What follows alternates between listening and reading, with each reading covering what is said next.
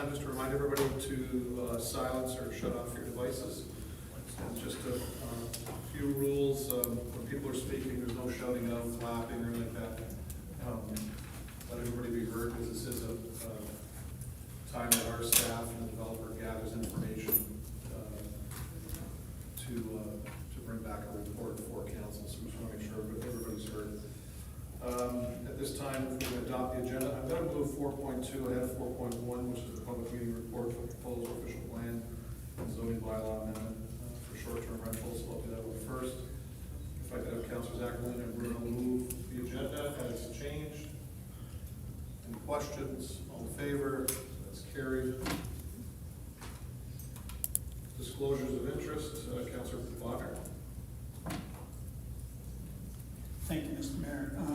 Short-term rentals, I'm going to participate, but if it goes towards shirts and shores in conversation, you want to be part of it. Thank you, Councilor. Any further comments?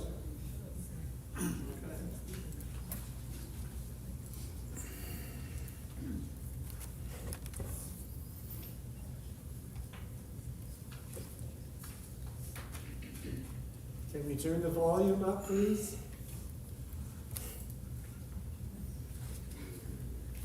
I don't have control of Chambers volume. I can try. Okay. I've actually done this before.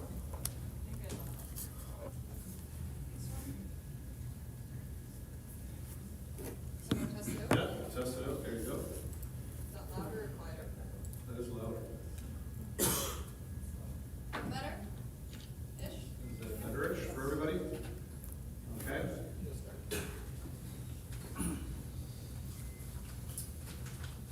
So item 4.2 is the public meeting report for proposed official plan and zoning bylaw amendment for short-term rentals.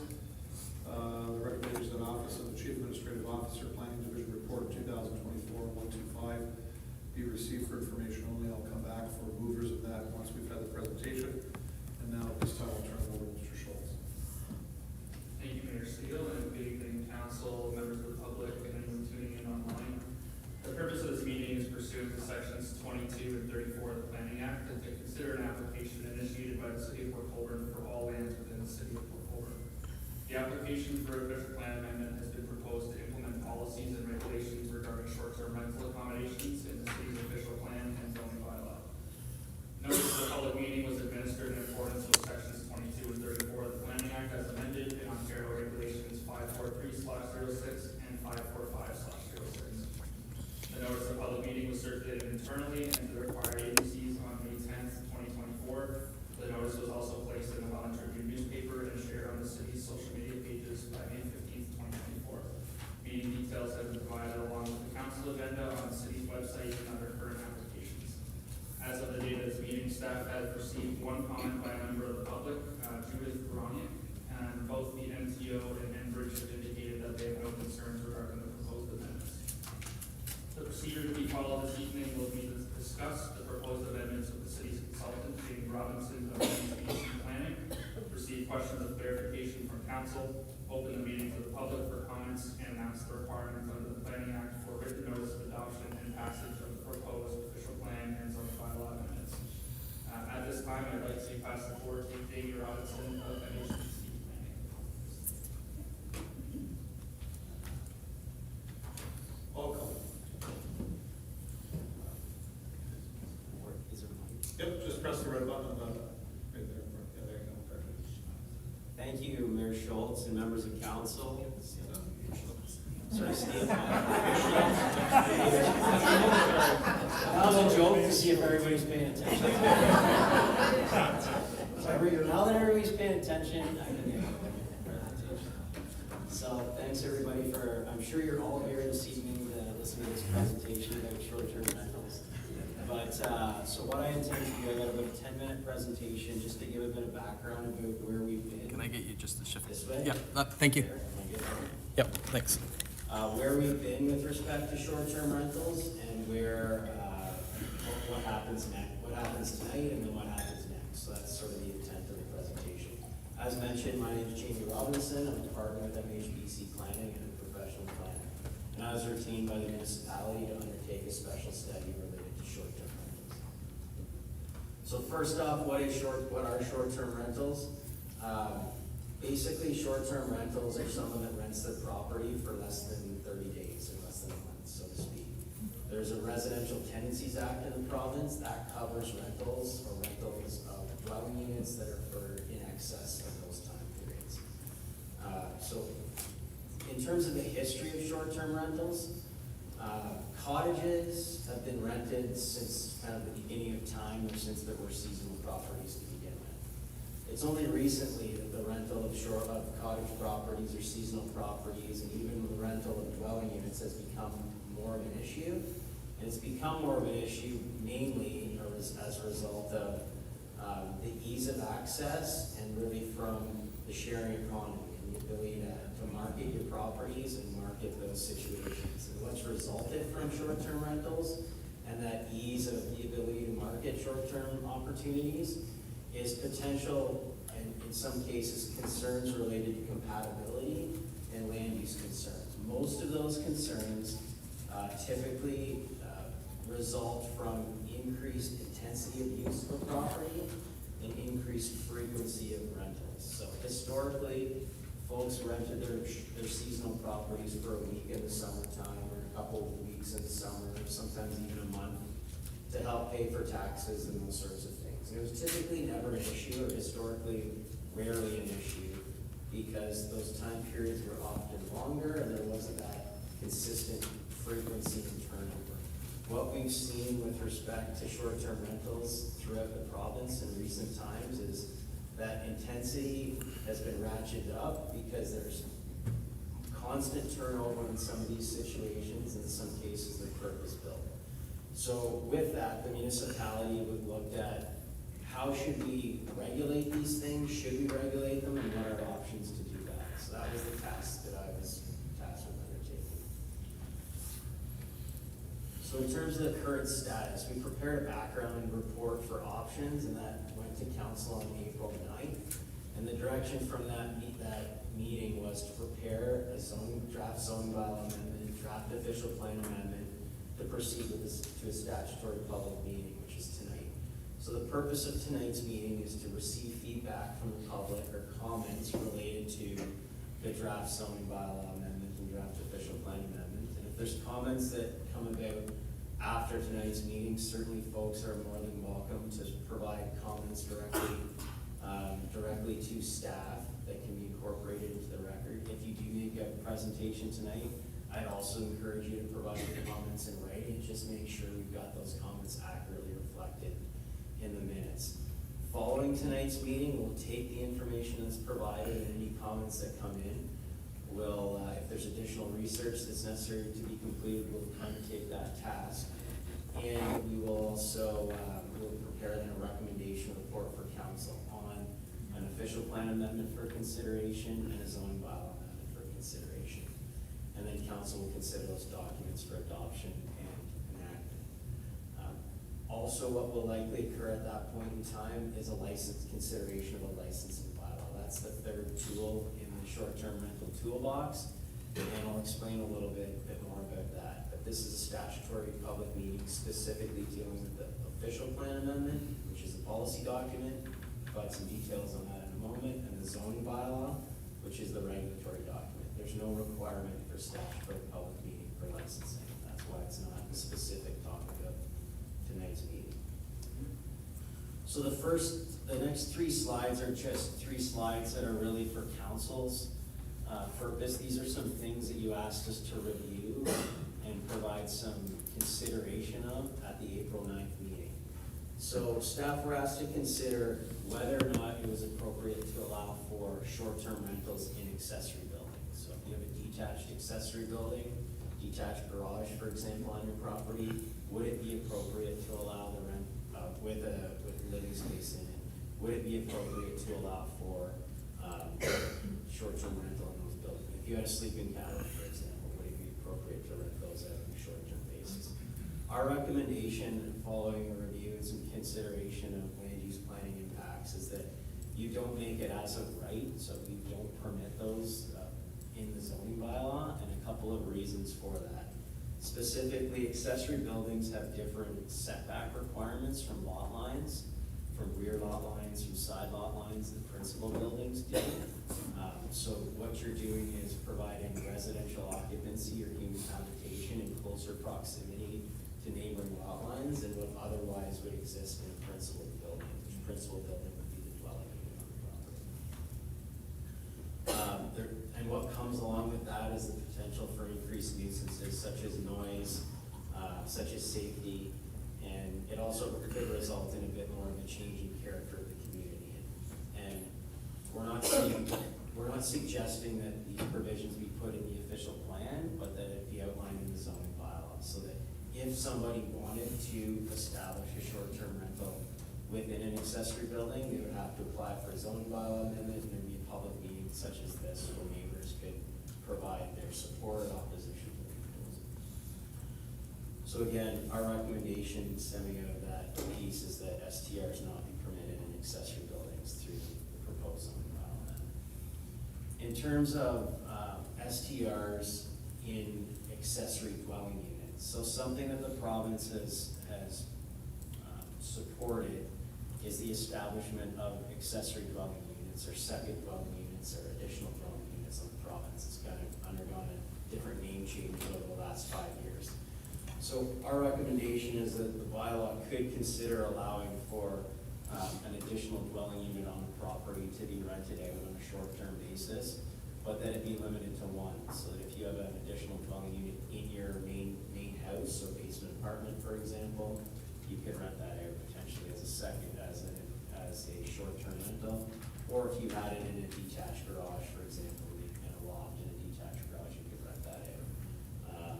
But only one per property was what our suggestion was.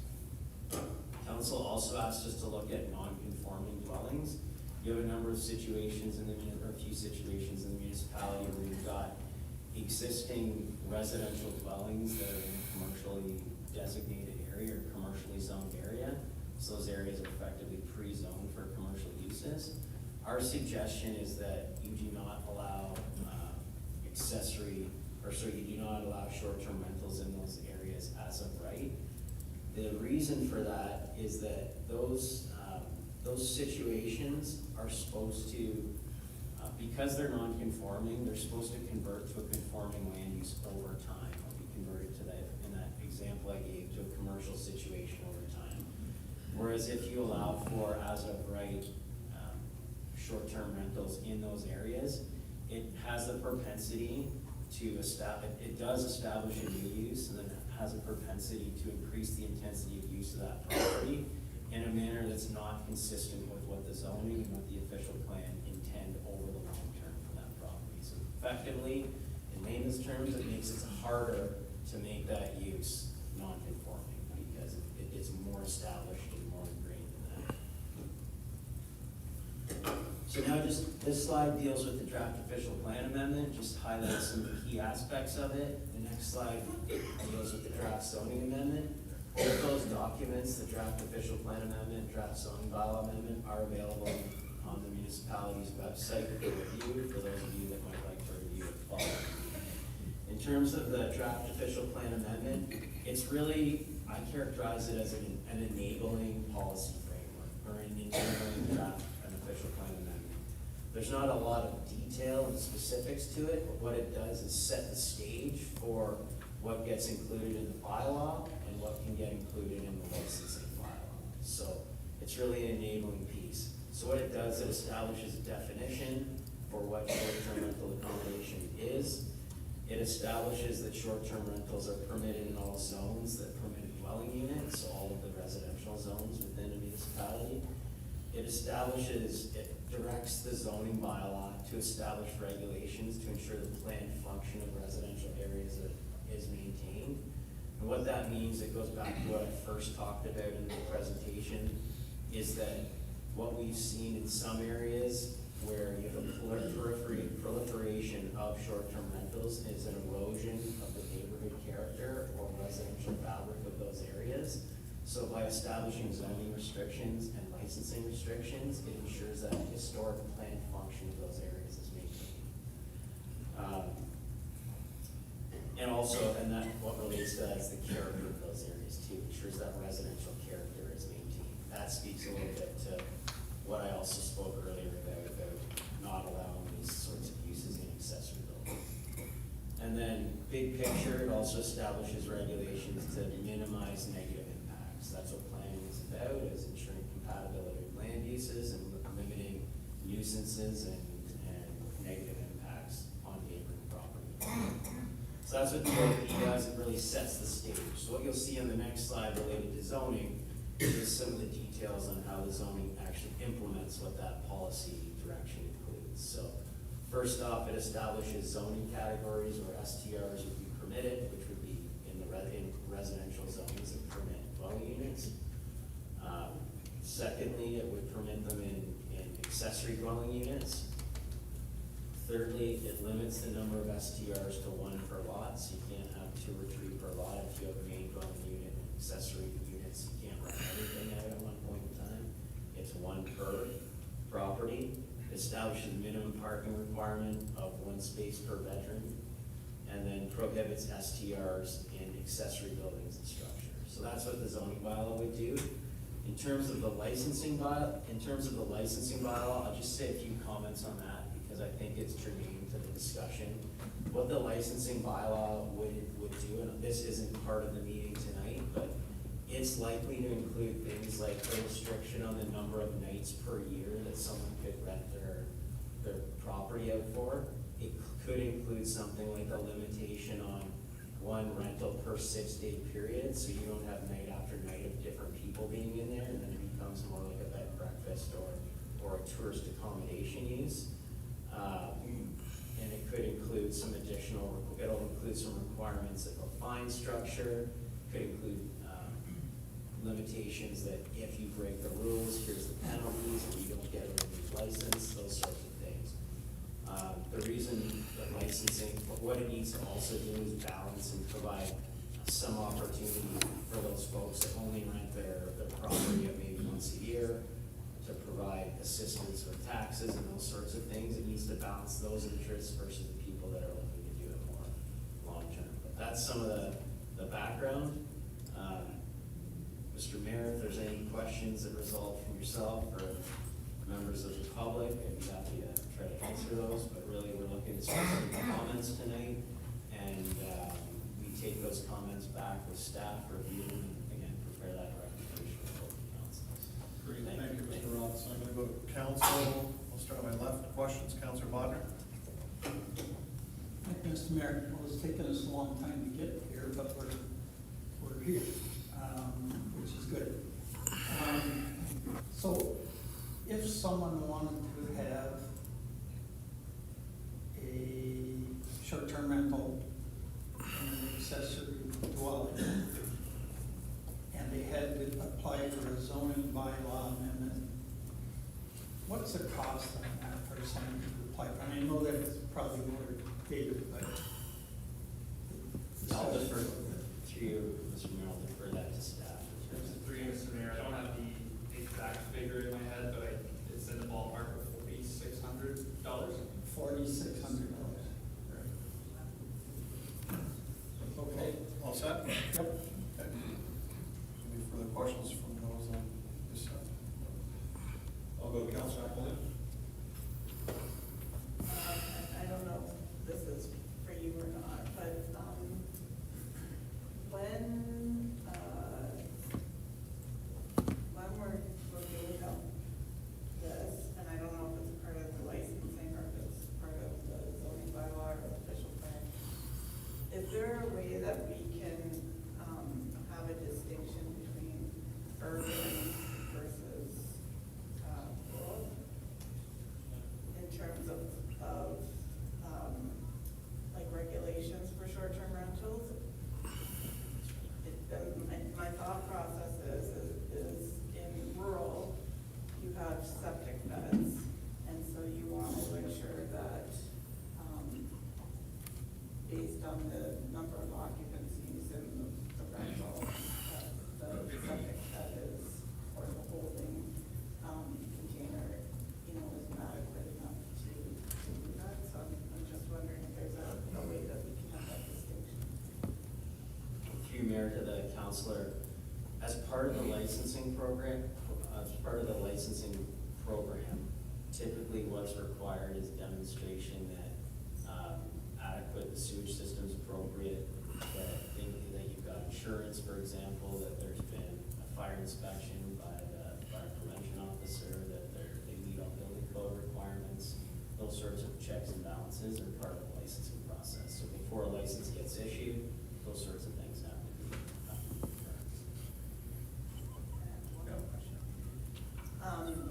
For you, Mr. Mayor,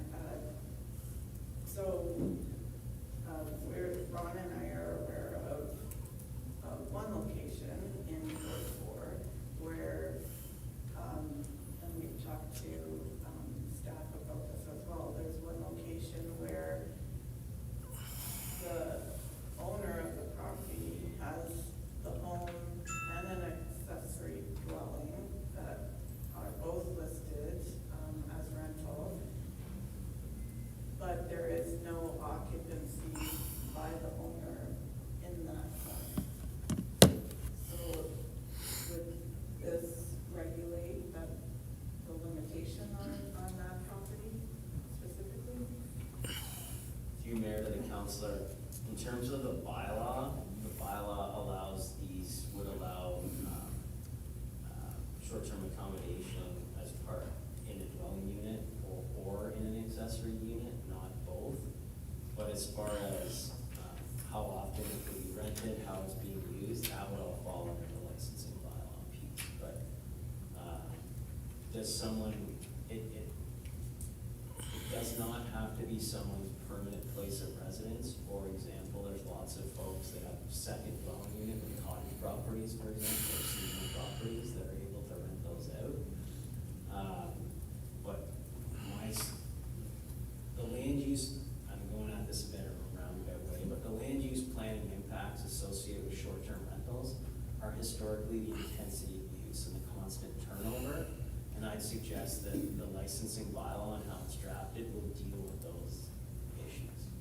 You can't compel someone to live in the property if they. Okay, Councilor. Thank you. Councilor Bruno. Thank you, Your Worship. Through you, this may be for David or for the consultant. Just a question about the use of the OP in the zoning bylaw. I'm all about when all this is done, the real world kicks in and there's a noise complaint and somebody says, well, this area wasn't included in the OP or the zoning bylaw. So said another way, if there's a person in Port Colborne who has a house and someone next door has a short-term rental and it becomes problematic, is there the risk that you're not going to cover every area through an OP in a zoning bylaw amendment, and therefore somebody's poor soul is going to fall through the cracks? I can answer that. Mr. Mayor, the counselor, in terms of the coverage that you're speaking about, so there's two aspects. There's the Planning Act aspect, which is the OP and zoning bylaw, and then there's the licensing bylaw piece, which is a municipal act bylaw that would be enacted. And it's really the licensing piece that's the coverage, I'll suggest. All the zoning bylaw does is identify what's permitted, what the use is, that it's defining short-term rental as a use, secondary use, principal use being residential. And it's establishing some performance standards, so setbacks and things, parking requirements, that kind of thing that would exist. It's the licensing that provides the coverage. So the licensing bylaw covers the entire geographic area of the municipality. So wherever you have, if someone wants to do a short-term rental within the municipality, they're required to apply for a license. If they're operating without a license, there's penalties that are associated with that, and fines that the municipality can impose. Just if you then could clear this up, we talked about an existing use. So let's give a situation where Fairfield, there's a section of it, it's zone, it's OP is industrial, but there's grandfathered residential there. So if someone comes in and buys a residential home next to an existing one, notwithstanding they're in the OP, they're in the industrial zone. That will still be covered, and that's where you're going with the licensing example, because it's obviously over time wanting to be brought into the new use, that these grandfathered homes are there. So is that gonna, I couldn't understand when you Yeah. did your explanation, how, when you said everybody wants to move to the new use, and that's quite right, when they're sold or torn down or whatever. But while that's happening, would that example allow someone to go, well, let's say it was commercial, they could go into a commercial zone, but there's no other residential. So if you're next door, actually, your example of the licensing bylaw, that takes precedence. Mr. Mayor, just to clarify, the situation that you're talking about, our suggestion is that the zoning bylaw amendment do not allow for short-term rentals on those situations where you've got a non-conforming residential dwelling. So just to be clear, in the real world, it is a heavily commercial zone, but there's someone who's still left behind Correct. with a residential property. And so the person walking in out the street checks with the city, sees it's his own commercial, buys the neighboring house.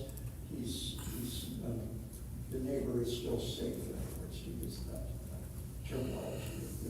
If there's noise or complaints or licensing issues, he's still okay, the grandfathered house. The grandfathered house can continue as, through you, Mr. Mayor, can continue as a residential dwelling unit, but they're not permitted as of right to establish a short-term rental use in that dwelling. So they're not allowed to rent it out. They could apply for a zoning amendment and have a public meeting, and then they would apply for their license after, but they're not like other conforming areas of the municipality that would just go straight to the municipal office for the license. Just got one more for you to David. In terms of the process where we establish fees, I'm quite fond of the strictness of the Wingfield bylaw. So they are $1,000 to register. If you advertise that you're a short-term rental but don't register, the first fine is $5,000 per owner, and they do operate on a point system. So all that's the minutia of what's to come. But how is that going to be established? And will we just see that for the first time in the final document? Through you, Mr. Mayor, I think the intention is to bring the licensing bylaw forward so council can have a look at it before they're considering it that day. So I don't know about James' timelines on that, but that was our intention on our end. I think we have our expert here. He has prepared a number of these across Ontario, and I think likely has some successful models for fining and fee structures. So I defer that to him, and we can certainly discuss that with our bylaw office as well to worry about implementation. But certainly that's something we'll be looking at. Great, thank you. Thank you both, Mr. Mayor. Thank you, Counselor. Further questions, Counselor Bonner? Thank you. To the presenter. This may have been answered in Jerry's question, but it is specific to commercial versus residential. So there are a lot of short-term rentals operating right now, especially along the lake shore. Some have 3 short-term rentals, and they've been doing that for a number of years. Are they grandfathered in, or how is that taken care of? Through Mr. Mayor, those unique situations, you have to look at each one of them, but from a use perspective, they're grandfathered in from zoning, but from a licensing perspective, they would need to obtain a license, and the licensing bylaw is likely to also restrict the number of licenses per property.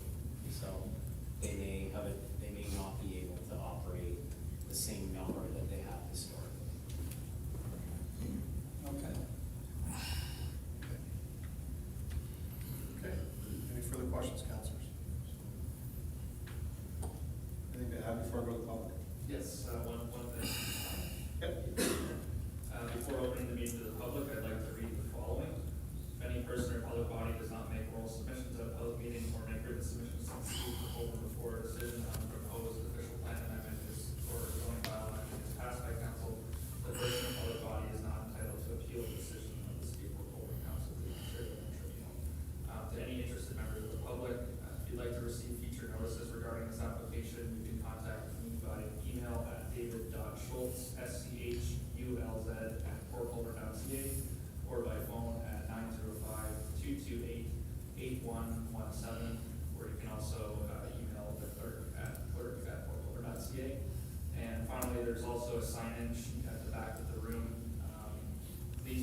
to sign the correct sheet. There are 2 public meetings tonight, so if you are interested in the short-term rentals, please ensure you're signing the correct one. Now, if there's any interested members of the public to speak, Mr. Mayor, please, welcome. Great, thanks, David. With regards to short-term rentals, is there anyone that wishes to ask questions or make comments? Yes, come on up. Come on up to the podium, state your name and address, please. No, up to the podium, state your name and address.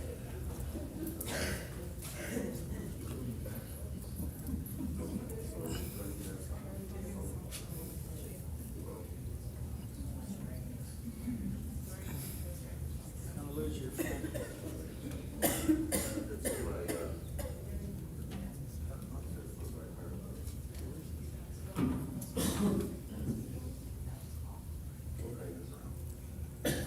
My name is Randy Garrett. I'm new to, for Colborne. I've only been here for 14 years. Didn't go to high school here, but I have lots of relatives that were here, cousins and uncles. My concern, I live on Elgin Street. It's a nice quiet street. No. Really enjoy it, enjoy being here, but it's changing very rapidly, and my concern is, even though I don't have any children, I have grandchildren, but they live in Hamilton, I'm concerned about that too, is the fact that the dangers that are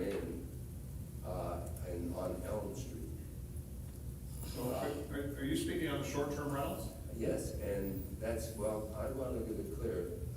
This is for short-term rentals. Is a short-term rental, Yeah. is that the same as a Airbnb? Can be, yes. Well, that's why I'm here. Okay. Is that, I came here, I called the bylaw people last week to find out what's the bylaw about parking. Because what's happened now is that the house across the street, just one house down, has 7 cars. And in the winter time, we have a hell of a time, we have a heck of a time, with having 7 cars in that one house out on the street. And it's now with garbage pickup, it's becoming very difficult to do anything other than speed very quickly through, up to the high school. And that's my biggest concern about having, what happened, we had a tree cut down, and it had to be cleaned up after it was on the border of the road. And there was still a stump, and it had to be chopped down and everything else, and there was this big blob of wood chips that had to be removed. Arrangements were made for the town to come in and clean it up, because it's on their property, and it was their,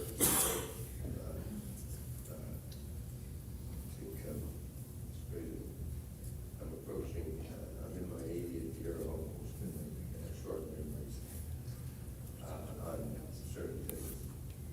Anyway, what happened was that one of these, we didn't know, this chef came up and was parked in front of our house, very close to our driveway, and had to be careful backing out. We have a shared driveway, and that's another reason, thinking about these Airbnbs. They have cars and whatever, and where are they going to put them, and how are they going to use them? But with 7 cars, this was with 8, and they were there for a week. And on a Saturday, the crew came from the work area to clean up all of the wood. But they couldn't get at it because this car was there. It's been there for a week. I felt like calling the cops. I didn't know whether it was stolen. I'd never seen this particular car before. The other 7, I had seen them for the last 2 years. I've seen them. And it turned out that, the four guys that worked for the city went down the streets knocking on the doors, and I went down with a couple of others on the other side. Do you know who owns that car? Do you know who owns that car? Nobody knew who owned that car, except the one home, he wasn't at home, he was on the corner of Elm Street and Elm Street and Elgin Street. And he said, well, it's that house over there. There happened to be the Airbnb. I said, an Airbnb? But how long has that been going on? He said, for the last 2 years. That's why there's 7 cars up there. It's an Airbnb. They had, I remember when they were working he sold that house about 2 or 3 years ago. And people person that bought it, was really fixing it up. But there was in the back a garage that had basically steps going up to it. And down below, you could fit 2 cars in. And there was also a swimming pool, but on the end of it, there was enough room for 3 more cars. Problem is, the person who bought the house, he used to have an old beat up Ford, I think it was, truck. And now he's got a brand new Cadillac. And he leaves the Cadillac in the driveway so that nobody else can go up there. So all these 7 cars are out there, and the owner's got his Cadillac on the driveway, and it's a danger. And I don't know what to do. I came to the office on the end of last week, and they gave me I just wanted to know what are the bylaws for parking? And then I started to find, mackerel, all of this stuff. And this happens to be the short-term rental. I wasn't aware of that. But most certainly to me, I thought that this has to be one of those Airbnb things. And I'm really concerned about that because our whole street has changed. We've got people that were my age were living on it. Now there are kids, little kids, and there's our next door neighbor is pregnant and going to have one next week. It's a danger with the types of vehicles that are there because of cars whipping up there, and somebody could easily just step out because a lot of the senior people from up the road, they come walking down. They don't walk on the sidewalk, they walk on the road because the sidewalk is sort of like this into the trip. And in the wintertime, you could slip on the ice. So, there's a lot of different little things, I think, that happen about this whole thing called Airbnbs or short-term rentals, whatever you want to call them. I'm concerned about it. So let's get your question answered, Mr. Garrett, because there is a time limit for each person. And the other thing is. Just 1 second. No, just 1 second. Just one. No, just 1 second. Thank you. Mr. Schultz, with regards to parking, can you answer Mr. Garrett's question? Through you, Mr. Mayor, and I'll defer to Jamie, but the proposal has the 1 space per short-term rental. So if someone is looking to operate one of these on their property, they need to accommodate at least 1 parking space on their property. Is one of the any grandfather in terms of what this has? No. The other concern is in the apartments that are going up. I think we're going to have a lot more apartments. And some people aren't going to live in them. They're going to buy them and they're going to rent them out. Where does that fit in? Is that, is that a let's go to Mr. Schultz for that. Mr. Schultz? Through you, Mr. Mayor, so the proposed amendments will allow short-term rentals in any zone or official plan that allows a dwelling unit. Licensing bylaws where the actual details of what you can and can't do with that, come into play. So if you owned an apartment unit with one parking space, I'll again defer to Jamie if I need to, and you wanna operate a short-term rental, you wouldn't have another parking space allocated to your unit. I don't know if that answers the question, But if you don't live there, you could rent it as long as there's that one space. I guess, Jamie? Yes, that's what the draft shows. Okay. And under 30 days. Yes. Okay, great. Thanks, Mr. Garrett. Thanks a lot. Any further questions or comments from the public? Yeah, Art, come on up.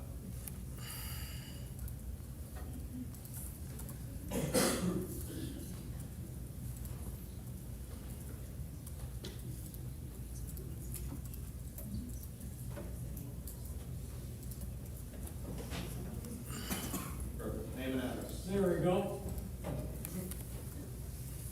Mr. Mayor, members of council, I'm here to express our concerns about this new pay-per-view Well, that's the wrong one, Art. It's the next one. We're on short-term rentals. Sorry about that. No, that's no problem. No problem.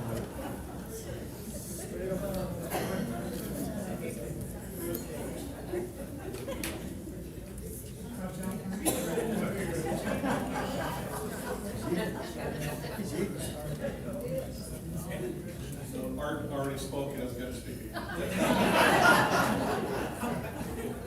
Anyways, short-term rentals. Let's see, and, oh, sorry, yes, come on up. Name and address, please.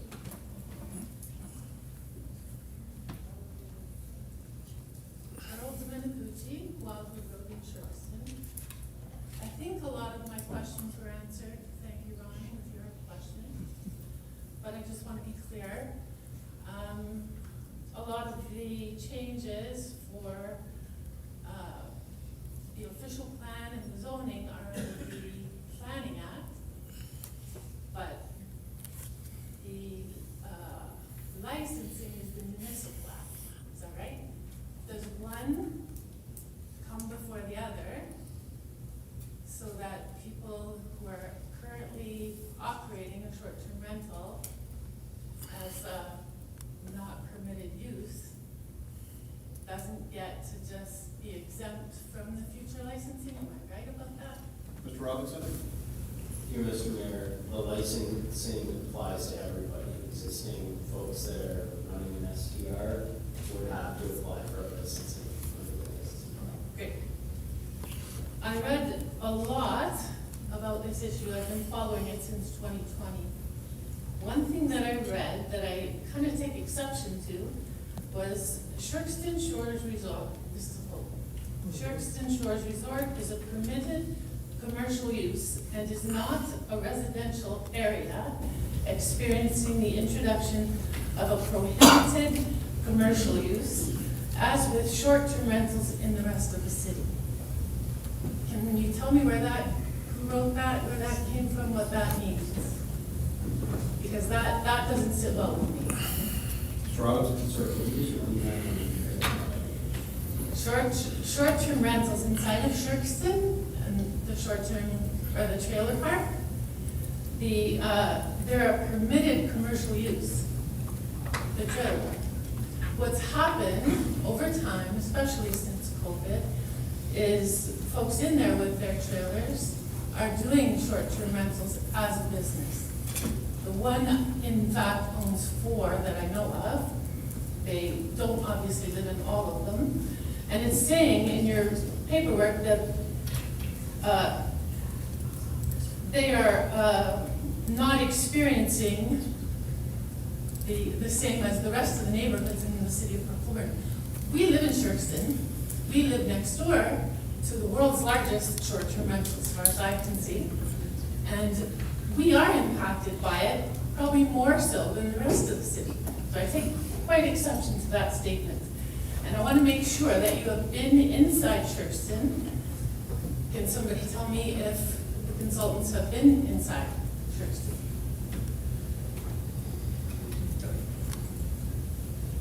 Through Mr. Mayor, I have not been inside, I've been to the outside of it, but I haven't been inside. When I visited, it was not open.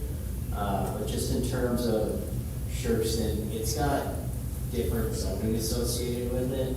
The zone there is called vacation residential zone.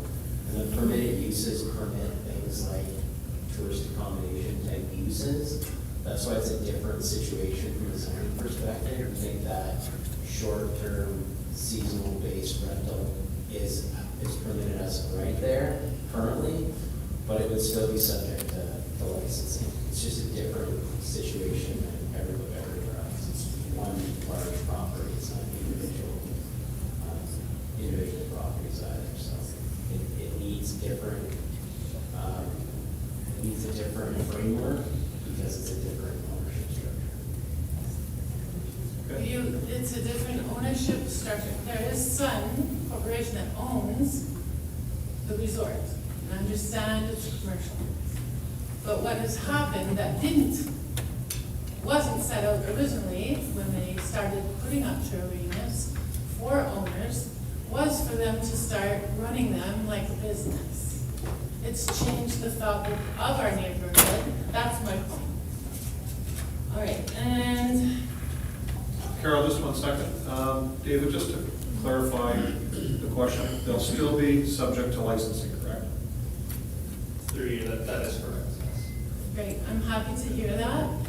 The other thing that a little concerns me is that the licensing part isn't subject to a public meeting, so that's a little worrisome to me as a neighbor.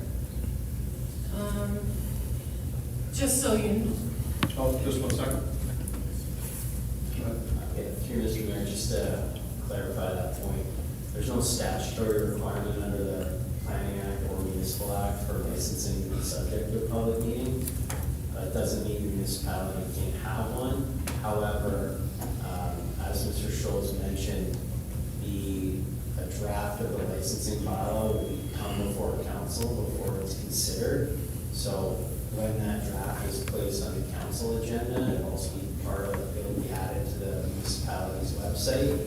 And if somebody wants to delegate to staff on that bylaw, they certainly have that opportunity to do so. They also have the opportunity to provide written comments. It's just not in a quote-unquote statutory public meeting format such as tonight. Just wanted to clarify that. Thanks. Since you haven't been in the resort, I just want to let you know that there are over 1,700, the last I understand, trailers. Sorry, he's not really listening. Since you haven't been in the park, there are 1,700 plus trailers in there. Word around is half of them rent. So if you consider the resort of Sherkston Shores as its own city of about 20,000 people, half of them are renting. To say that short-term rental licensing and bylaws and zoning doesn't affect the rest of the neighborhood, that to me, if you lit up a map of where short-term rentals are in Port Colborne, you might have a dot along the lakeshore, and then when you come to Sherkston Shores, boom, the world lights up because it's a short-term rental. You need to make sure your focus is on the resort and that the city follows what works in there, not the other way around, that they get some special treatment because they are who they are and they have to follow what you do. They should be your focus. They're huge. And if he doesn't understand that, that's a huge red flag for me. I think that's everything. I'm gonna hand in my notes, my Great. scribbles. Thank you. Thank you. Further speakers on short-term rentals? Further speakers on short-term rentals? Mr. Schultz.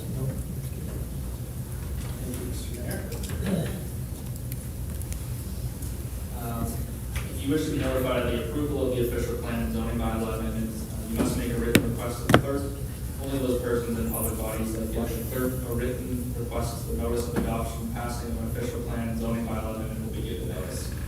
The proposed official plan amendment and recommendation report will return to council at a future date.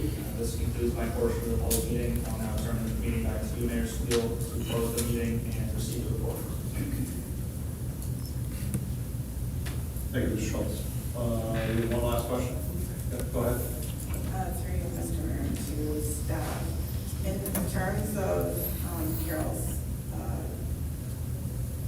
presentation or speaking notes, when it comes to licensing for the resort itself, they are gonna have a different set of payment fees for them as opposed to the rest of the residents within the city. Like if, say we're charging $1,000 per license, each owner of a trailer in Sherkston would be charged that same $1,000. Like they're not gonna have a different fee structure within the resort, are they?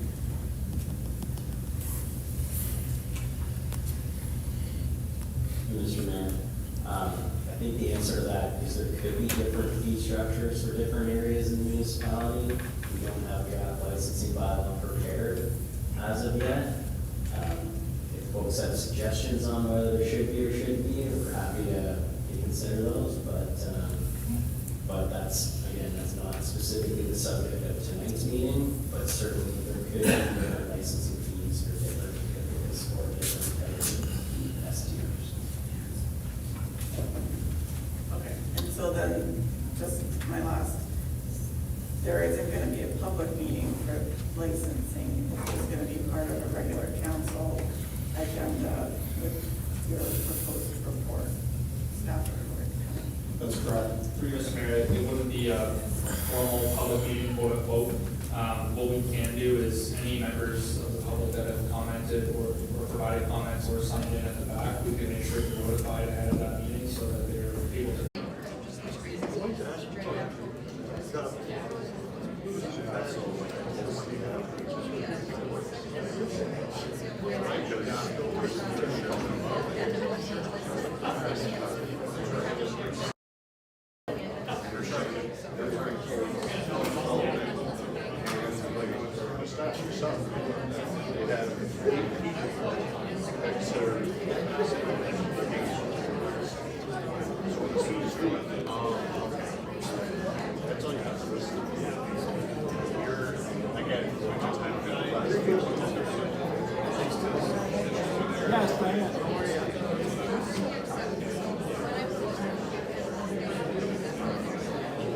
No, I don't think.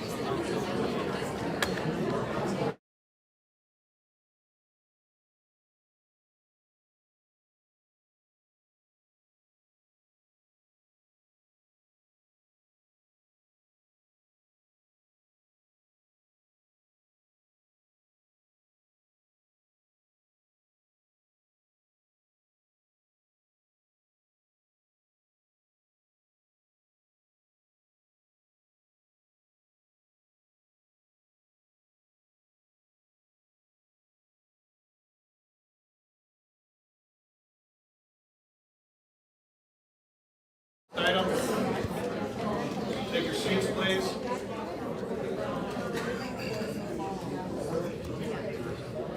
But if you want information, just fill inside that.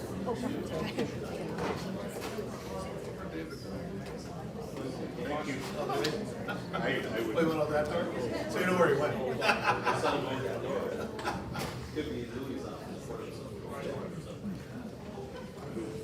So you haven't spoken to the attorney.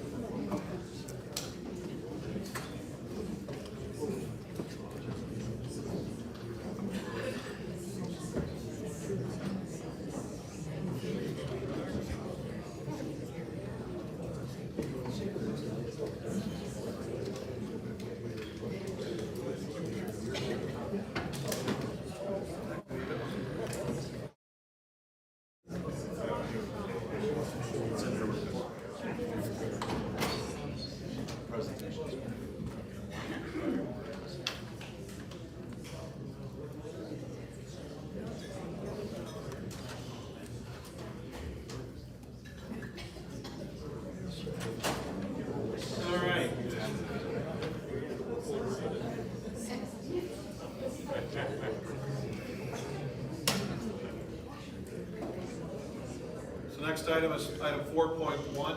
It's the public meeting report for proposed official plan and zoning bylaw amendment for Mapleview Subdivision. I will go after for movers and seconders for the recommendation of the Office of the Chief Administrative Officer Planning Division Report 2024-124 be received for information. Mr. Schultz. Thank you, Mayor Steele, and good evening again to everyone in the gallery and members of the council. The purpose of this meeting, pursuant to sections 22 and 34 of the Planning Act, is to consider an official plan and zoning bylaw amendment application, as well as a subdivision submitted by the applicant, NPG Planning Solutions, Inc., on behalf of the owner, 10000-46816 Ontario Limited, for the land legally known as Cloudy Street West, legally known as part of lots 31, 32, and 33, concession 1, and part of the road allowance between the townships of Wainfleet and Humberstone, and part of the road allowance between lots 32 and 33, geographic township of Humberstone, now in the city of Colborne, within the regional municipality of Niagara. Notice of the public meeting was administered in accordance with sections 22, 34, and 51 of the Planning Act as amended in Ontario Regulations 543, 544, 545/06. Notice of the public meeting was circulated on May 14th, 2024 to internal departments and agencies, and notice was also circulated via regular mail to property owners within 120 meters.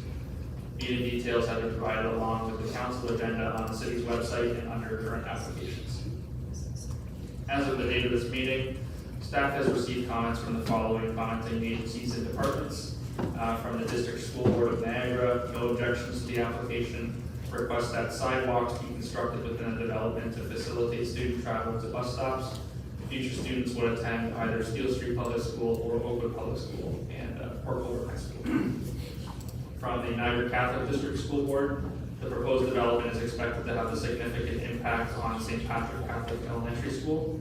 Interim measures for accommodations such as portables or holding area may be required to accommodate the projected students. And the proposed development is expected to have a minimal effect on Lakeshore Catholic High School. From the fire department, no concern at this time.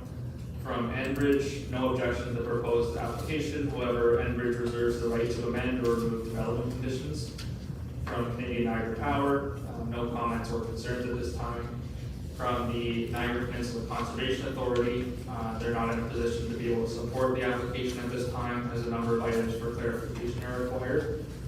And from the Ministry of Transportation, the traffic impact study does not include the MTO intersection of Highway 58 and Highway 3. Some further information and clarification is requested at this time. Comments from the Niagara Region and Port Colborne engineering staff are forthcoming and will be included in the future recommendation report. The procedure to be followed this evening will be to present Development and Legislative Services Report 2024-124, pass the meeting to the applicant to provide a presentation, hear any comments or questions of clarification from council to the applicant or planning staff, open the meeting to the public for comments, and announce the requirements under the Planning Act for the notice of passage of the applications. At this time, I'd like to present Planning Division Report 2024-124.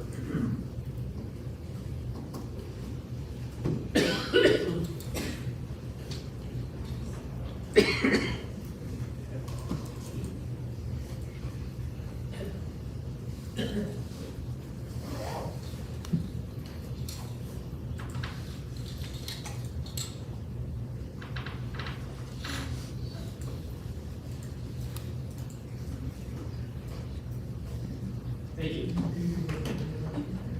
Nice. The areas surrounding the subject lands are predominantly low-density residential uses to the north and south, medium-density residential and commercial to the east, and environmental protection lands to the west. Next slide, please. The City of Port Colborne official plan designates the subject property within the urban residential designation. Lands designated urban residential are predominantly used for residential uses, neighborhood commercial uses, offices, cemeteries, parks, and institutional and community facilities. Next slide, please. The official plan is proposed to be amended by making a policy change to allow the site to be developed at a maximum density of 30 units per hectare for low density residential, a maximum density of 95 units per hectare for medium density residential, and a maximum density of 150 units per hectare for high density residential. Next slide, please. The current zoning of the subject property is NC-27-H, R2-28-H, R3-29-H, R4-30-H. Each of these zones represent a site-specific zoning for its respective zone, that being the neighborhood commercial, second density residential, third density residential, or fourth density residential zones, and they all have a holding provision attached to them as well. Additionally, a portion of the lands is currently zoned for public and park purposes. The zoning districts on the map on the screen are reflective of the previous draft plan of subdivision that was approved on the subject lands previously known as Rosemount Estates. Rosemount Estates subdivision was approved in 2013 and the approval lapsed in 2019. Next slide, please. The application for zoning bylaw amendment proposes to change the zoning of the subject lands from the previously referenced zone to a new site-specific fourth density residential or R4 zone, a site-specific mixed-use or MU zone, and an environmental protection area zone, EPA, and public and park zone. Next slide, please. And the proposed draft plan of subdivision will divide the subject land into 96 lots for single detached dwellings, 34 blocks for 783 townhouse units, and apartment blocks for 1,231 apartment dwelling units. There are also parkette blocks and environmental protection / conservation areas. I'm just going to leave this up because I feel like it might be a talking piece at some point. So at this time, actually, I'll let the applicant speak at this time, and I'll pass the floor to them from NPG Planning Solutions.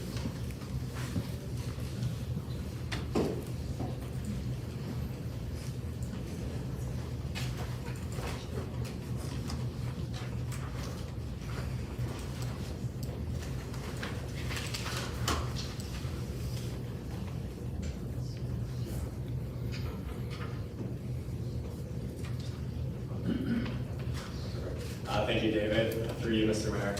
My name is Max Fedishak, and I'm a planner with NPG Planning Solutions. I'm joined today with Aaron Butler, Principal Planner at NPG Planning Solutions. NPG has been retained by Golden Falcon Homes to provide independent planning advice related to the proposed official plan amendment, zoning bylaw amendment, and draft plan subdivision applications. We are also joined today by Golden Falcon Homes founder and CEO, Sean Tallaye.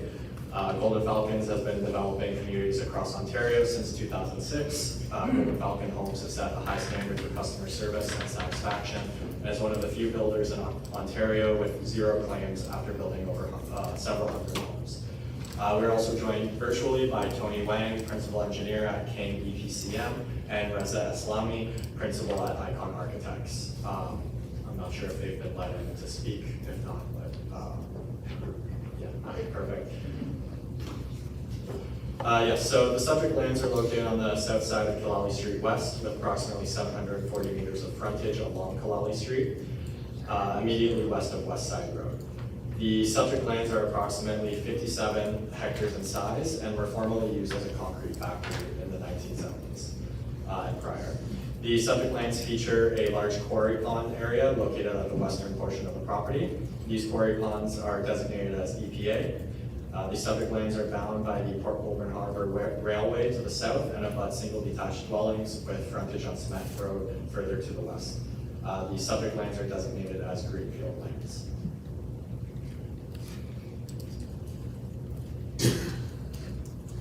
So just a few pictures quickly to give everyone context. So on the left is a view from Killallie Street West near the intersection of West Side Road and Killallie Street looking southeast. On the right is a view towards Elgin Street West from the subject lands looking east. On the left of this slide is a view looking west towards an informal pathway near the former concrete factory site. Onto the left of the image is the railway. And on the right is a view of the quarry ponds located on the western portion of the site. So as David mentioned, the subject lands previously received draft plan approval in 2013. The approval lapsed in 2019, but the existing zoning is reflective of the 2012 approvals. The previous draft plan of subdivision approval included a mix of single detached dwellings, townhouse dwellings, and apartment buildings up to 6 stories in height. So the proposed development. The proposed development includes a mix of housing forms and densities. 1,231 apartment dwelling units are proposed with nearly 3,200 square meters of ground floor commercial space along the Colborne Street frontage. 228 stacked townhouse units are proposed, 130 back-to-back townhouses, 42 rear lane townhouses, and 383 regular or street townhouses are proposed throughout the site. 96 single detached lots are also proposed. Lower density uses are provided throughout the central and southern portion of the site, with higher density being located closer to and along the Colborne Street frontage. Green space is provided throughout. The quarry pond area of the property would remain undisturbed and publicly accessible. A parkette is proposed in the center of the property, ensuring accessibility for all residents. A large wood lot is also proposed near the eastern side of the property. So here, just on the left, you'll see a rendering of the proposed apartment buildings with elevations. And on this slide, you'll see elevations of all townhouse forms. So the top left is the stacked townhouse units. Top right is the regular or street townhouse units. Bottom left is the back-to-back townhouse units. So the other side has been here identical. And on the bottom right is the rear lane townhouse units. So an extension to West Side Road is proposed to intersect with Elgin Street West with access into the subject lands. An extension of Elgin Street West into the subject lands is also proposed. So as you can see on this slide, just leave it like that.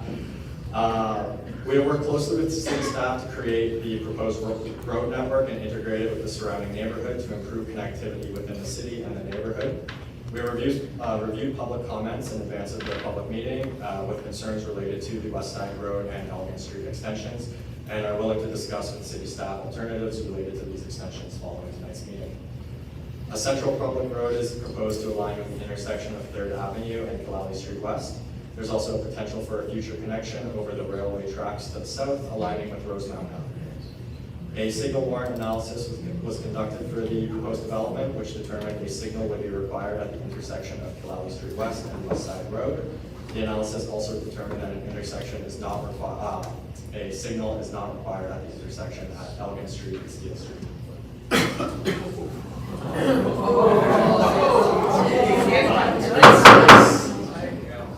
Green space is provided throughout the development, including the central parkette, 0.33 hectares in size, a natural wood lot, 2.2 hectares in size, and 2 park blocks adjacent to the quarry ponds, combining for 4.7 hectares in size, for a total of 5.1 hectares of parkland, including the quarry ponds. In our upcoming discussions with staff about the road network, we're also looking to green space and potential expansions or shifting of the parkette, subject to staff's input. The development concept acknowledges that the subject lands are currently used by the public as an informal trail system and retains the connections to the quarry lands from the surrounding lands. The image on the screen shows the variety of pathways residents of the proposed development and surrounding lands can use to access the parklands and quarry. There's a near direct east-west connection from Maple Park at the east, across the subdivision to the park block at the western boundary, and to the quarry pond area. There are also connections from the proposed apartment buildings to the park block / EPA lands. So an EIS was conducted to determine the extent of environmental features on the subject lands. The EIS determined that there are 3 separate woodland communities throughout the subject lands. The provincially significant Wayne Fleet Eagle Marsh wetlands and significant woodlands all exist on the subject lands. The EIS also determined that the current mapping of the PSW was inaccurate, so wetland staking occurred.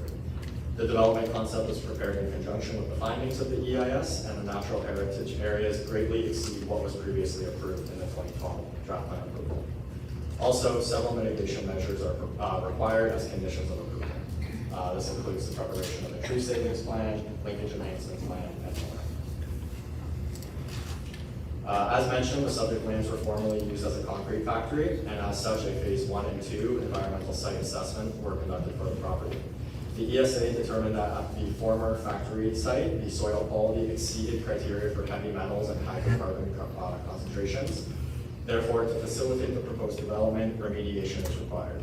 King EPCM estimates that between 9,600 and 28,000 cubic meters of soil will have to be removed from the site.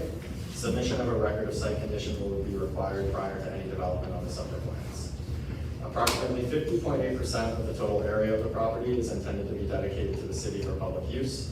Approval of the proposed development will result in improved water quality into the quarry ponds, cleanup of existing concrete foundations, rebar, and debris throughout the site. Most importantly, remediation of contaminated soils that are actively being used by the public.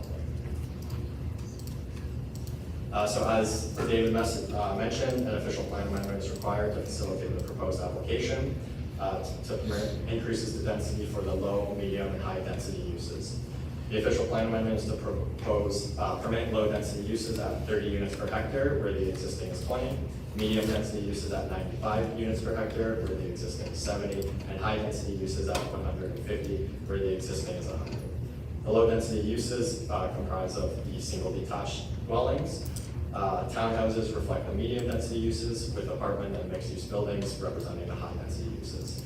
The net density across the entire developable area of the site, with roads excluded, would be approximately 78 units per hectare.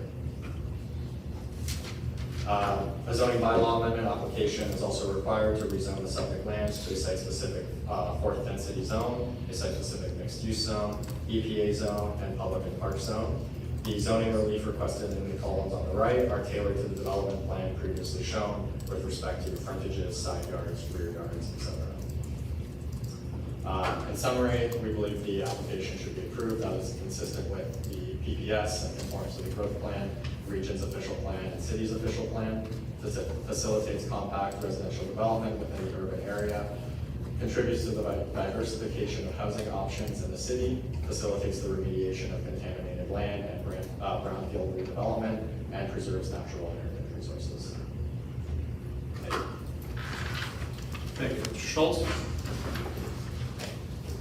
Thank you, Mayor Segal. At this time, are there any questions from council to the applicant or the plan staff? Yep, I do have one question. Councilor Baggy is online this evening. You can't see his face, but he is there.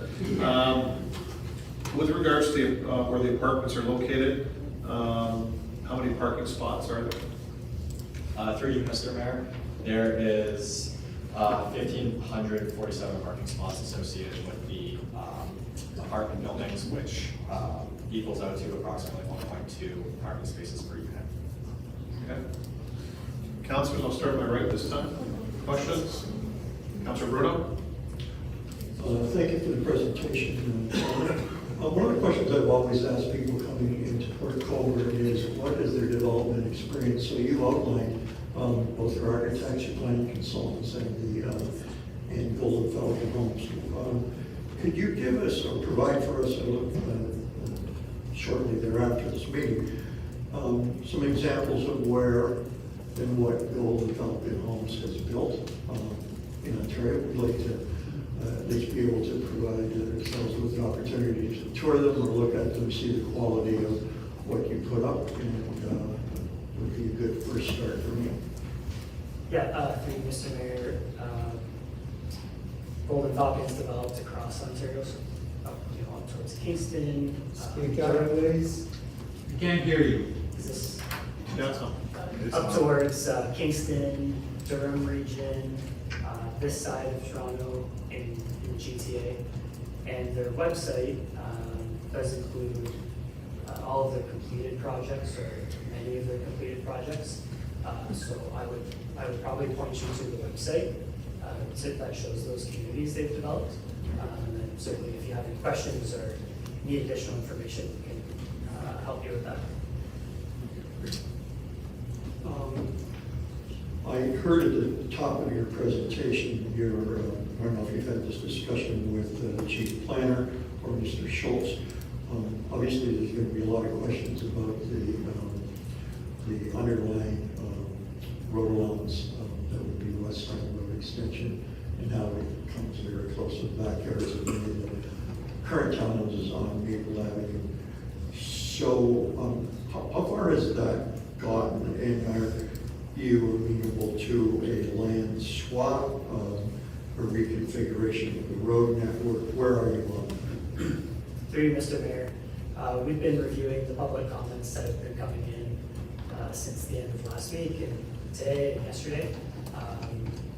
As Max pointed out, up to this point, we've worked with city staff closely in terms of developing the road network, and we're very happy to continue to collaborate with city staff to look at what other options there are.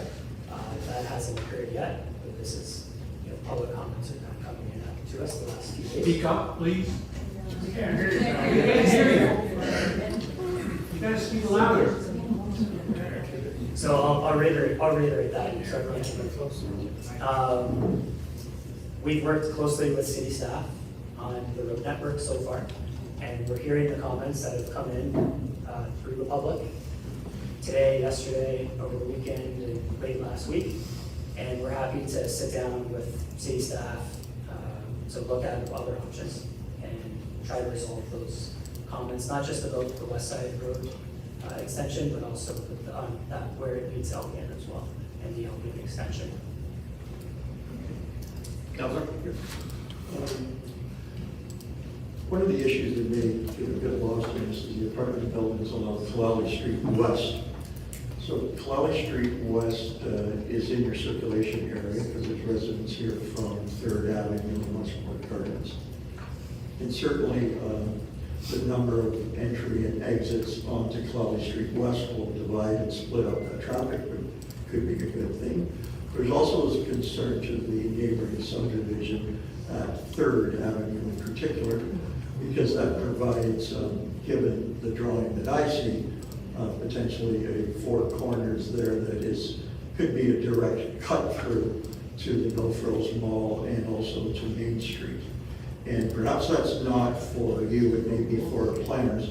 We just wanted to get that on the record, that that's also a concern, that that large exit, yes, it goes to an arterial road, which is a good thing, but it also could really provide a lot of traffic through a subdivision. So I don't know if that's your purview to do some issues or change that road so it doesn't make it an easy cut through on 3rd Avenue, but I don't know if that's for you or for Mr. Schultz. Mr. Schultz? Through you, Mr. Mayor, Councilor Bruno. City staff in our engineering division are still reviewing the application from an engineering standpoint. As part of that, their purview is looking at the traffic impact study that's been submitted to ensure it's adequate and all that. So that's certainly something they can still look at in their review. If that intersection makes sense, if it makes sense to move, maybe not necessarily something that I'm an expert in, but they definitely have more familiarity with traffic and stuff like that. So I think we can certainly take that comment back and take a look to see what we can do. Great. Last question, because I know some other councilors, especially the ward councilors, will want to ask. But one of the things I want the public to understand from you, David, is now there's been some changes in the Planning Act rules, and so everybody's here, they're going to sign up. It's now a particular amount of days from when the application was put in that it has to come back to us, and the members of the public are concerned with how much time they have from tonight till then. So I'm not sure when, and I don't, you don't have to be specific about it, but can you approximate when after tonight a final report would come back using the guidelines that you're now under from the province? Mr. Schultz? Through you, Mr. Mayor, to Councilor Bruno and the rest of the council. So when an application is received for an official plan and zoning bylaw amendment, the city technically has 120 days to process the application and for council to make a decision on it. Given that, we understand that certain developments, are larger than others, and some have uniqueness where they require further review or further comments to be addressed. So there are times where it does stretch past that. After the 120 days is up, the applicant does have the right to appeal the application to the Ontario Land Tribunal. Whether it's in their interest to do so, that's their decision to make. but we do strive to meet that timeframe where we can. Given this and understanding kind of that there could be some changes required, you know, I wouldn't anticipate anything coming back before probably midsummer, end of summer, at the earliest. So you don't when this application come in, thereabouts? I don't have the exact date in front of me right now, but I think it was April, yeah. April 1st or May? Around April 10th. April 10th, so if we did a 120-day count from then, that'd be an approximation. Yeah, mid-September.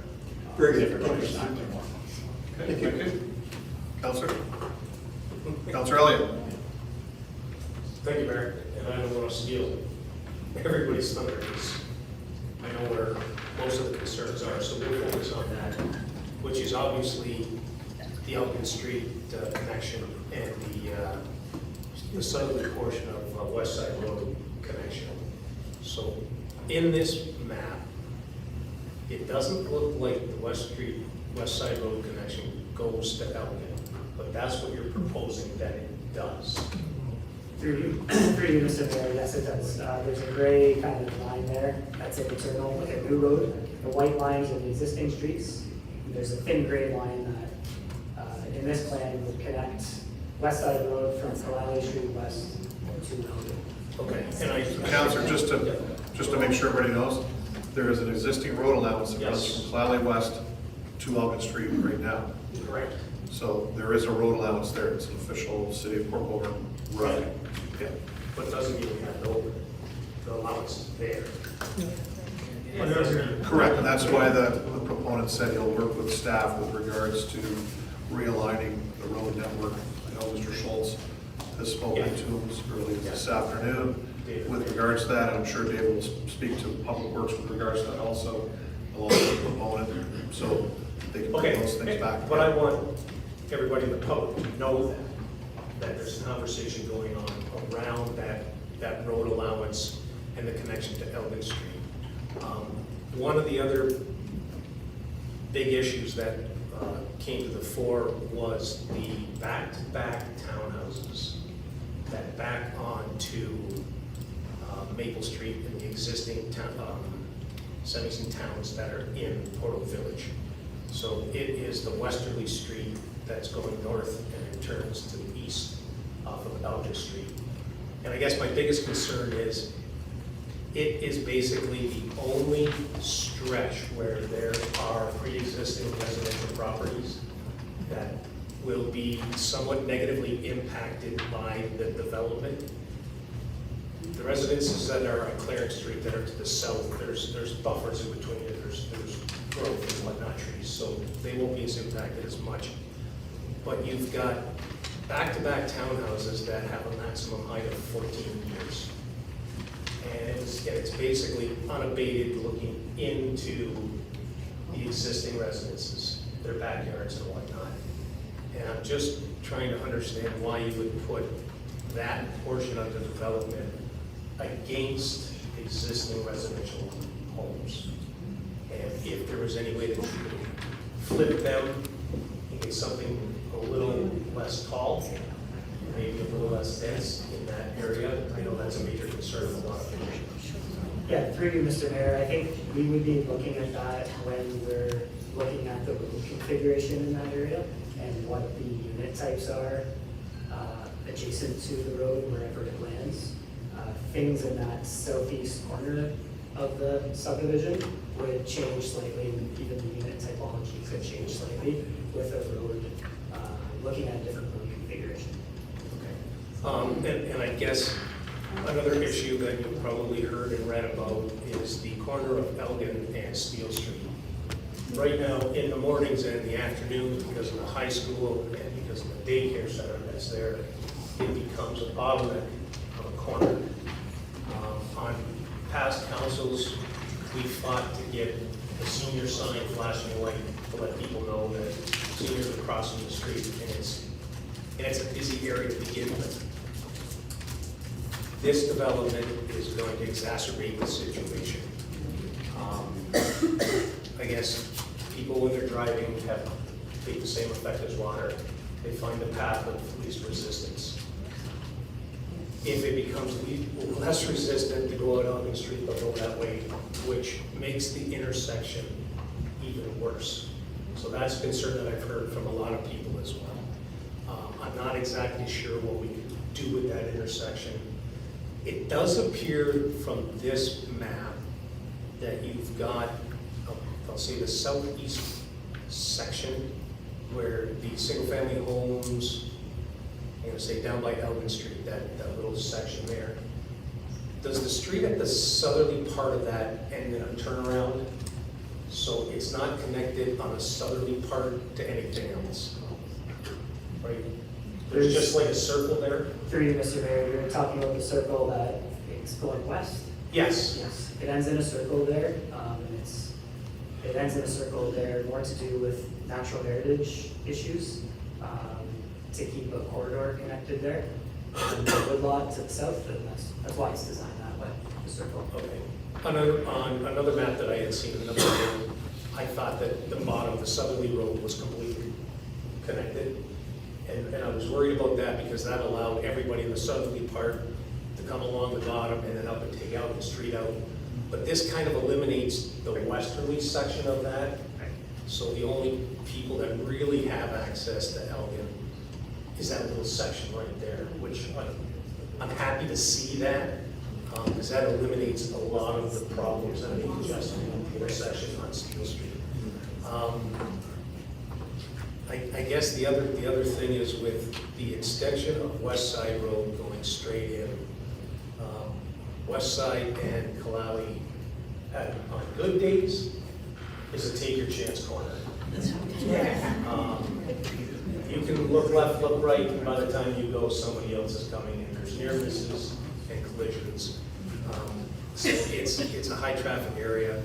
I know that there was a traffic study that I read that said that the intersection of Steel and Kalawi with the traffic lights would be impacted by the amount of traffic that the subdivision creates. I guess that would be up for discussion later. But those are some of the issues. I don't want to talk about everything because I know that a lot of people want to have their say. So just to give you a heads up on what's probably up for discussion. But it's good to hear that you're open to discuss the West Side Road extension and the housing and whatnot for that other portion. So that's it. Thank you, Councilor. Further questions, Council? This side. Okay, Mr. Schultz? Thank you, Mayor Steele. Before opening the meeting to the public, I'd like to read the following. If a person or public body does not make oral submissions at a public meeting or make written submissions to the city of Colborne before a decision on the proposed official plan and zoning bylaw and is passed by council, the person or public body is not entitled to appeal the decision of the city of Colborne Council of the Ontario Land Tribunal. If a person or public body does not make oral submissions at the public meeting or make written submissions to the city of Colborne before a decision on the proposed official plan and or zoning bylaw amendment is passed by council, the person or public body may not be added as a party to the hearing of an appeal before the Ontario Land Tribunal unless, in the opinion of the tribunal, there are reasonable grounds to do so.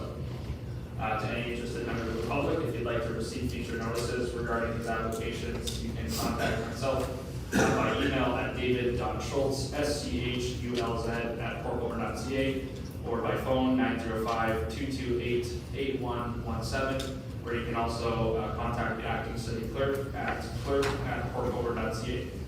Finally, the sign-in sheet has been provided at the back of the room. Again, I can stress, please make sure you're signing the correct sheet. There were 2 public meetings tonight. We will try our best to make sure that everyone's captured, but please ensure you're signing the right sheet. At this time, Your Worship, I'd like to invite any members of the public who wish to speak to the applications to do so. Thank you. Thank you, gentlemen. Okay, so I do have one virtual delegation from the public. I'll go to that person first. I do have 5 delegates that put their names in to the clerk's office to speak. I will go to them second, obviously individually, and then I'll open it up to the floor. Just a reminder, you get 10 minutes. I will keep time up here. And again, when people are speaking, please, no talking, no clapping, no cheering. Everybody wants to hear, and we want to make sure our staff collects all the proper information as questions and comments are made. Madam Deputy Clerk, if you could have Mr. Schultz, not related to this Schultz, different spelling, he's the owner of Portal Village Apartments, as a virtual delegation.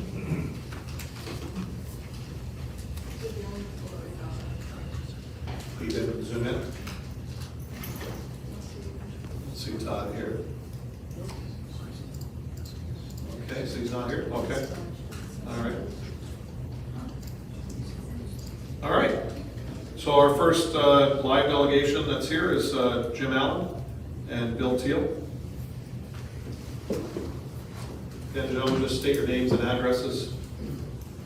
Jim Allen, 14 Maple Street. Bill Teal, 30 Portal Drive.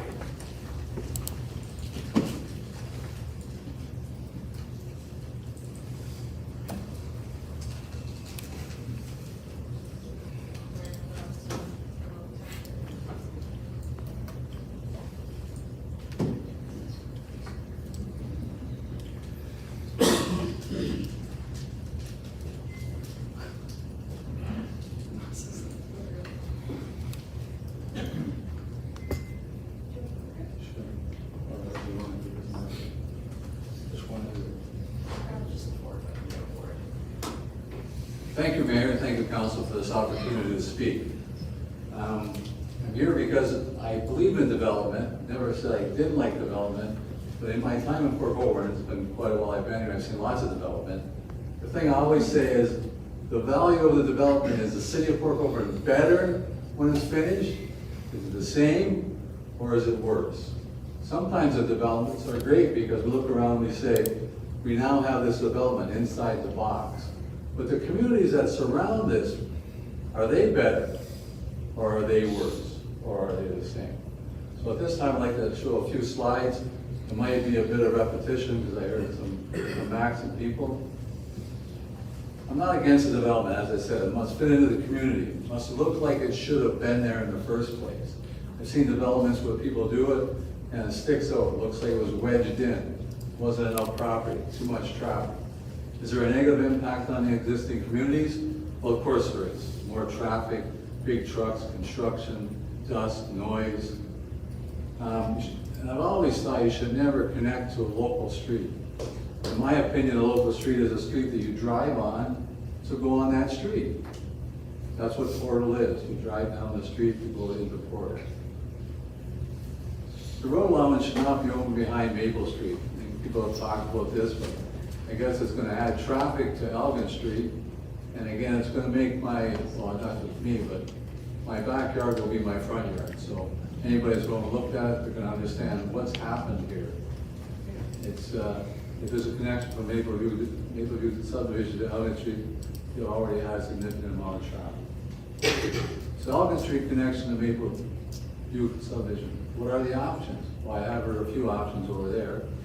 More connections, ease of traffic, connection to Clarence Street, traffic counts. People talk about how many cars are going to be on this Elgin Street. Who really knows? I saw the traffic studies on Folly Street, Steel Street, but how many cars would actually come down there? I think it would be too many. Removal of rock. Port Colborne is famous for its rock, and it's hard. Are we going to O-ram? Are we going to blast? I mean, I know that sometimes it looks to me like some of the buildings are going to be on the rock. What about servicing? How are you going to service it? You're going to bring in fill? You're going to blast the rock? I always kind of wonder what this woodlands is. Nobody seemed to answer my question, although I asked people that probably don't have it. I'm sure that probably the consultants could tell me what it is. It's a large piece of property that really is not being developed. Back-to-back townhouses, and people have talked about this already, but there should not be a road there. So if there's no road there, there can't be the back-to-back homes. So the back-to-back townhouses, for me, looking at what they look like, you should move them all together on the west side of the property. If you're going to have 4 stories, put all the four stories together. You're going to have single-family dwellings, put them close to where we are now because they're not as high. Maybe a green space is something that, move the subdivision over just a little bit, put a park in there. Just ideas that kind of buffer the existing to the new. It also shows that road allowance that we've discussed many times before, but I've heard it tonight, so what's gonna happen to that, I would be interested to know. This sign, we heard reference to it already, which kind of tells you how people feel about the portal area. It is a senior area, whether people think it is or not, whether it's designated or not, that's what it is. At this time, I'd like to thank you for letting me do a presentation. Mayor, if I could ask through you to the consultants, could we meet with them sometime? Can I ask them that question? Yeah, consultants who have no issues meeting with the neighborhood? Nope. Next week? Jimmy, why don't we do this? We'll let David get your email. I'm sure he might even have it already. Yeah. And he'll put the two of you guys together, and then you can hash out a date then. Can we use the committee room? Oh, I'm sure we can arrange that. Okay. Anyway, Bill's here to help. If there's any questions, ask Bill to come because we kind of worked on it together with other people. But if there's any questions, we'd like to answer those questions. Perfect. That's why I'll go to council now. Any questions for these presenters? See none. Good. Bill, Jimmy, thank you. I just want to make one mention with city council, their mission in the back, as it states, provide an exceptional small time experience in a big way. Something to consider. Thank you. Thanks. Thank you.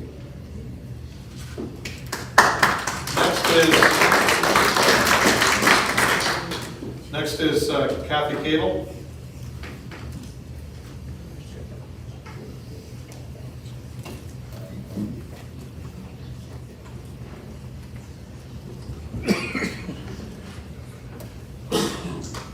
Mayor, my name's Kathy Cable. I live at 303 Falcon Street. I do a lot of walking. I need to do a lot of walking. And the corner right now of Steele and Elgin is a nightmare. I can wait 15 minutes sometimes to get across that street. I go on either side. I try both sides. None's the best.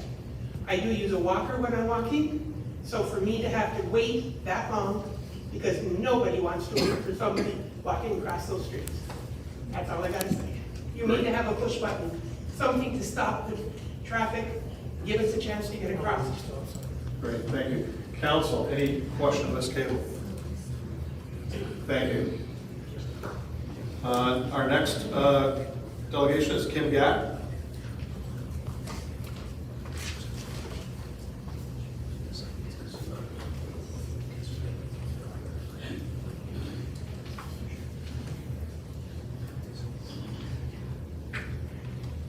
Kim Gatt, I live at 65 Maple. I'm a lifetime resident. And we've lived in Porter Village for 16 years. Sorry, it's a lot. It's a lot. And I do have some concerns.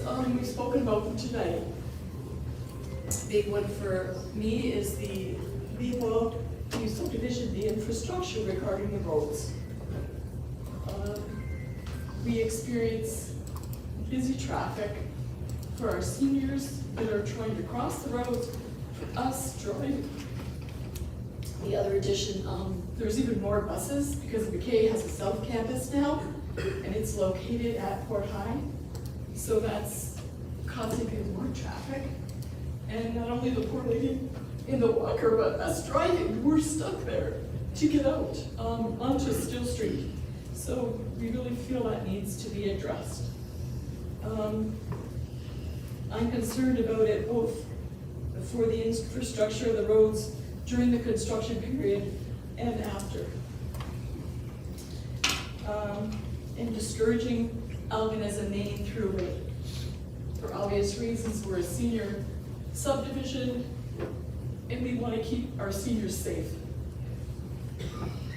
And then I'm not sure about how things are done with blasting, or how, again, the block is going to be dug, and will there be inspections to prevent our homes within a certain area from being damaged?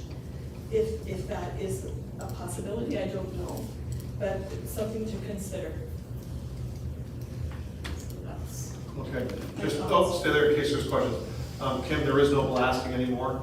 Okay. It'll be done the same way as Western did Portal Village. It'll be, if there's basements, they'll whole ram.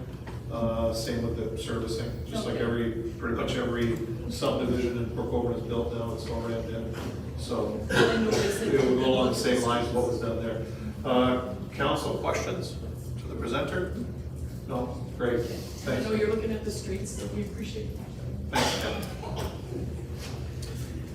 Next is Karen Martin.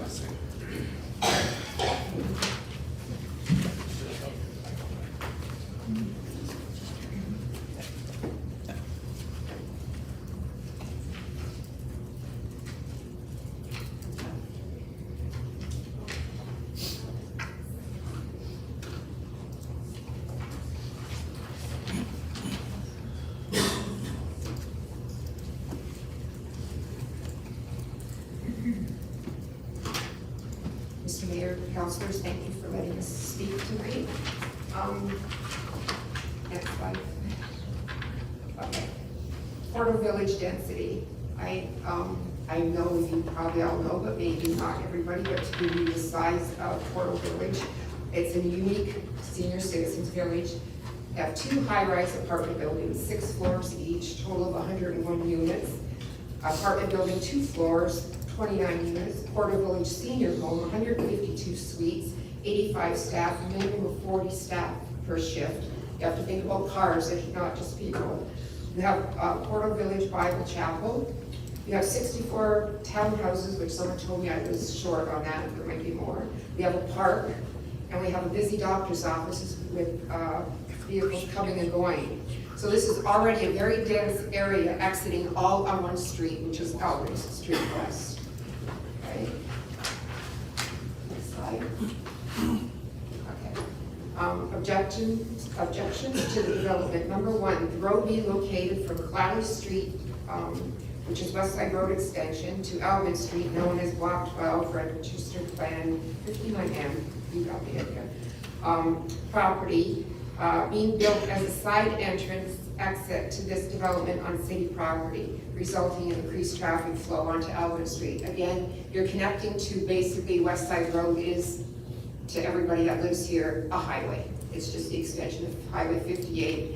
You get to that corner, you're gonna continue it, it's going to be another extension of a highway.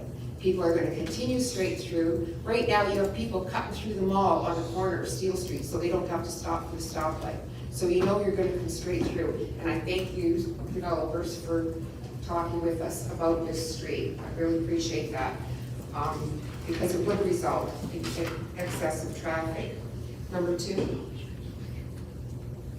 the back-to-back 4-story, 3-story townhouses located adjacent to Portal Village, area known as B12, 13, 14, and 15 on the submitted plan. Next objection is the parking numbers. As per Port Colborne bylaws, the requirement is 2,578 parking spots. The proposed development has 2,426 parking spots, a division of 152 parking spots. Submission states this is a 6% deficiency, which is normal. I don't think 142 spots less is just a small deficiency. I think that's why we have bylaws, to keep that area so that they're not parking on the streets. Next slide.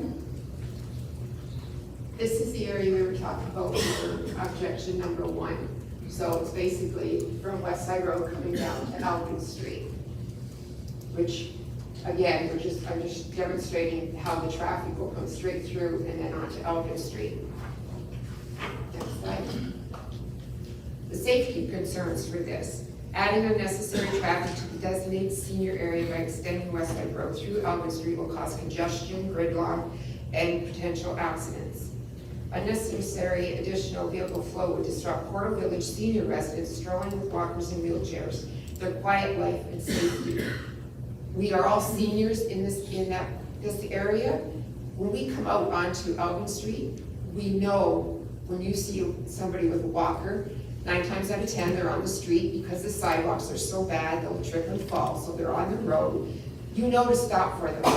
They have deficiencies of sight, motion, movement, hearing. They don't hear you come, they don't see you come, we're just used to it. You just stop and you let them go and then we continue on. People coming from highway down that's not used to this area, you're gonna kill somebody within a month if that's not changed. Again, I'm glad you're looking into it. Next slide. Again, turning left onto Elgin Street from our homes would be extremely difficult with the number of cars using Elgin Street, not only from the proposed subdivision, but from the traffic coming through from West Side Road to Elgin Street. And you think you have Maple Street on one side, you have the church, you have an apartment building and another apartment building, all on one side trying to turn left. On a street that's already congested, you can have 10 cars lined up to try and get onto Steel Street.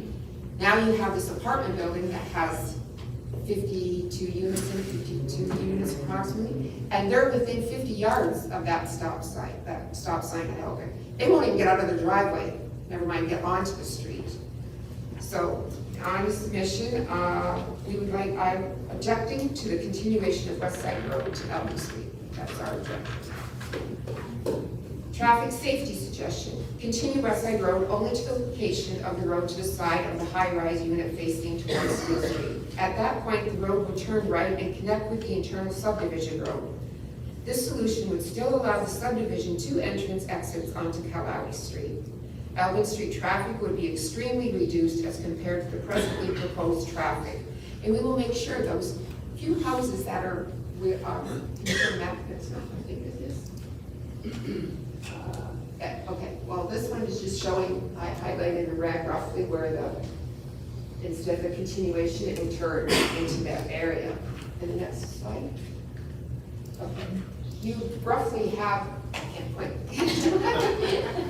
Okay, the area where the blue and this, what would that be, the eastern portion, basically would be exiting Elgin Street. We can educate those people to watch our seniors. We're a protective little community there. We can educate them so that they caution with that, with the seniors. Okay. Next slide. And also that also provides that there's no cut through. The way if we stop West Side Road from going all the way through. Back-to-back townhouses, objection number 2. As per the planning units, 12, 13, 14, 15 are back-to-back townhouses, 4 stories high, overlooking a single-story townhouse on units on Maple Street that have been present there for over 20 years. So objecting to the new site-specific 4-density residential R4 zoning, allowing this type of unit in this location. What that's called is blending. It's known throughout for planning that kind of blend in when you're right next door, new subdivision coming in. So I suggest that the developer change these 4-story back-to-back townhouses to single-family homes, requesting the city council restrict use of land adjacent to the present Port Village to lower R1 density, allowing blending. Again, next slide. Again, I don't have a pointer, sorry. But you can see where our park is and Maple Street is. The blue buildings are the back-to-back stack that are 4 stories high. These 2 over here are 3 stories high, overlooking our park, and a park where a lot of seniors walk to. Okay. Objection number 3, parking. Is of note in the submission and traffic analysis report by the transportation engineers noted a deficiency in parking spaces per Port Colborne zoning bylaws of 152 parking spots. We don't consider that minimal. Request 150 parking spots be added back into the plan per bylaw. Home damage possibility, the liability request. Maple View, as per reports, would mainly be on bedrock, resulting in development utilizing different digging methods, including blasting, which you said we're not doing, okay, but more drilling and drilling. All this activity, vibration and rock shift, may cause aquifer fissures in the underground. This may result in basement damage to existing homes in Porter Village, where the cracked walls and or water seepage. There's presently already known that there is an aqua fissure that goes under the residence on Maple, I don't know. North side. North side, thank you. So requesting the developer to be responsible for an independent third-party contractor inspector to inspect existing homes for damage prior to commencement of development. Any further damage and or permanent damage of existing home basements in Portal Village will be the responsibility of the developer contractors of Mapleview Homes as part of submission approval. I'm not sure if the city already has that in their bylaws, whether that's required, but if not, we would like that to be looked into also. Your Port Colborne City mission to provide an exceptional small town experience in a big way, or a big way experience in an exceptional small town. And I'd like to thank everyone, our council and everyone. Next slide. Sorry. Thank you for listening, considering our concerns and requests for what we feel is fair and minimal changes for safety, appeal, and harmonization.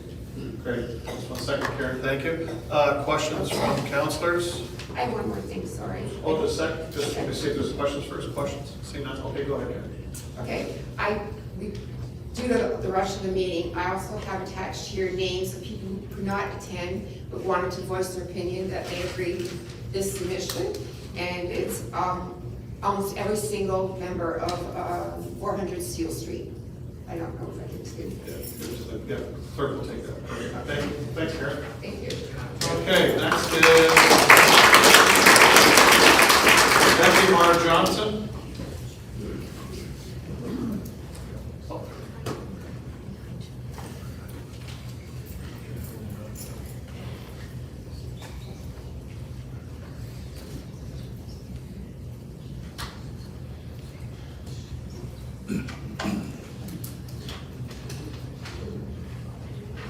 It's already on. George, I just stay here. Yeah, you stand there talking. All right, thank you, Mr. Mayor and councilors, for giving us an opportunity to express our concerns and our observations here. My name is Becky Mark Johnson. I'm a resident of Shirkston, 5375 Shirkston Road. I've lived there with my husband for 15 years.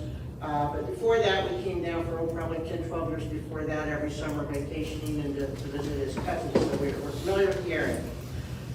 I am greatly concerned about the scope and the amount of residential development currently in various stages of planning and development for Colborne.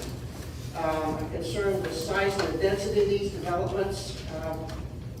This one in particular, it's sort of like the whole thing in a nutshell, but there are others too.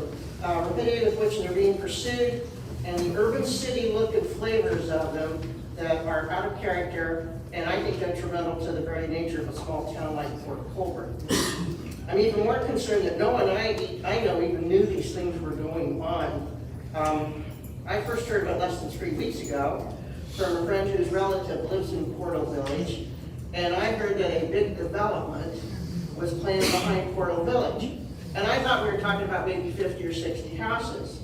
So I went down to Portal, I went to the park, and I saw this sign which read, land subject to amendments and draft plan of subdivision. It shows an area bounded by Portal Village, Kalali Street West, the railroad lands over here, and whatever that road west of where the field is. And I'm looking at single detached dwellings, 96 units, townhouses, 783 units, apartment buildings and mixed use, 1,231 units. And that's total units of 2,110 in one development in a town of 21,000 people. And I was completely stunned, and frankly, I still am completely stunned.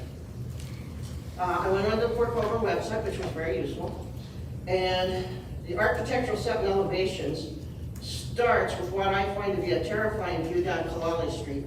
8 buildings, 8 stories tall, and each have 169 or more apartments. There's some mixed use stuff down there too. I couldn't print it out to show some friends of mine because the file is over 100 pages long of floor plans and elevation drawings of every unit and every building. And we saw some of that go by here in earlier presentations. 2,110 units. If half of those are occupied by one person, which is now normal for North America, and you average 3 people for each of the remaining units, you know, a couple with a kid or a mom and 2 kids, That's over 4,000 people crammed into a field behind Portal Village. Between Port Colborne's current application under planning and development and just Googling around the last couple of weeks since I found out about this, I further found out some more developments. Rosedale, 249 units, Westwood Estates, 315 units, 563 Kalali, 286 units, Meadow Heights, 56 units, OHM, 73 units, 690 to 700 Elm Street, 71 units, and the Mapleview subdivision, which is 2,110. That's over 3,000 units so far that I know about. And there's others I can't find the numbers for. 631 Lorraine Road, 281 Chippewa Road, Orchards on the Canal. And the scariest one to me is Elite Developments, because I drive right past that every other day, living out in Shirkston. The signs along the highway between Highway 3 and Kalali, east of Port Colborne there. I can't find the information on this, but I'm afraid that could be as bigger than Mapleview. They build, you can find them on the internet. They build lots of big modern condos and townhouses, including St. Catherine's tallest condo, which is 88 James condos, which is 30 stories and 276 units. They've got projects all over Ontario. They've been doing this for 50 years. So I can only assume they're looking at doing the same sort of thing in Port Colborne. So they look good for what they are, for city-type buildings, but is this right for Port Colborne? And is this type of development right for Port Colborne? My info's sketchy. I'm just an average person. There's not much information that I can find, but these projects seem to be looking for completion in 2 to 3 years. And even at the 3,000 units I'm looking at now, how many people are we talking about? 6,000 living in them? Are there more than 2,000 or 3,000 units coming on the way here? Are we looking at 3 or 6 or 10,000 people moving into this little town in the next few years? I've looked at projected population growth for Port Colborne, a strategic plan 2023 to 26. There's an article there where in 2014 they were talking about going from 19,300 in 2006 to 24,100 in 2031. That's an increase of 5,000 people in 25 years. And later they amended it a little bit to 5,000 to 10,000 between 21 and 41, but that's still 20 years. And the official Niagara plan now for November 2022 showing projections for Port Colborne to 23,230 by 2051, which is still 27 years away. And we've got only 2,000 to go to hit to that. But what happened all of a sudden, where are all these people coming from? And why do we need all this housing now is something I really don't understand. Strategic growth areas, they're showing St. Catharines, Lincoln, Niagara Falls, Grimsby, Welland, but there's not any mention of Port Colborne. There's a section about affordable and attainable housing, with 20% of all new rental housing is affordable, 10% of ownership housing is affordable. It has to be near existing and planned transit, high order of transit frequent service. I don't even know what affordable means out of all these things we're looking at here. Are we talking about these condos and these townhouses? I've seen a building with 51 units over by the Dairy Queen, and different people put that thing together, but that's called affordable, and that makes more sense to me. But I know people who have been waiting for years on a list to get into some of these older affordable buildings, and I can't see them going into these condos and townhouses. So besides, who are all these people? It's like, who are these things for exactly? Transit, if I had to come to Shirkston, from Shirkston to Port Colborne to drop my car off for repairs, it's a $30 cab ride for me to get home 5 miles. We don't have really spiffy transit for all these people. So I have 6 questions, which are, number 1, where are all these people coming from? We're on a peninsula surrounded by water on 3 sides. We can only go west if we want to get away from all of this. We've already got 30,000 cottagers here in the summer. We've got 14 million tourists come to Niagara Falls every year. How many people can a little town like Colborne absorb? Number 2, who's going to take care of them? I sometimes have to wait months to get a couple of cavities filled because my dentist is so busy, or see my family doctor. I have to wait 6 months to a year to see a medical specialist, and usually on the other side of the peninsula. And my family doctor told me just this week, because I asked him, there's already 10,000 people in Port Colborne who don't have a family doctor. There's no hospital, emergency room, we've got a part-time urgent care. Number 3, where are these people all gonna work? I know we got this new factory north of town, and that looks pretty spiffy, but it can't employ all of these people, and they're all gonna be commuting to Toronto. Number 4, thousands of additional cars on the road. This development alone has over 2,400 cars in it, and all these other developments are gonna bring cars with them too. Are you gonna widen all of these roads? Highway 3, I go out there every day now, it's wide part of the way, but not all the way. 58 going out here, et cetera, et cetera. Number 5, there are enough schools, grocery stores, restaurants, drugstores, libraries to handle all these extra people. If we don't have it, they're gonna be running to the neighboring towns, so there's gonna be more traffic on the road there. And number 6, why don't the residents of Port Colborne know about this? I've been asking all my friends around here for the last couple of weeks, and they haven't heard about it. There's 2 things that I would like to see. One, I would like to see a map of Port Colborne that shows all the developments that are in the works now that are anticipated for the next 2 to 5 years. Number of breakdown units, how many cars, how many people are going to live with them. And number 2, I'd like to see some explanations about, these questions here. I've lived in cities, including Philadelphia, Wichita, Denver, Albuquerque, outside of Ottawa. I've lived in small towns. I grew up in a small town this size, and rural villages. So I know the difference in how they feel, how they operate, the experience you have living in one of them. My husband and I came to Port Colborne 15 years ago looking for a quiet, peaceful life in a small town, and age out in it, possibly be here the rest of our lives. I think reasonable development or reasonable pace in character with the existing town is healthy, productive, and desirable. But to pour it on this thick and this fast, I think it destroys the nature of the town and what made it desirable in the first place. These developments, I think, are out of character with Port Colborne in its culture, and its tone, and its pace, and its values.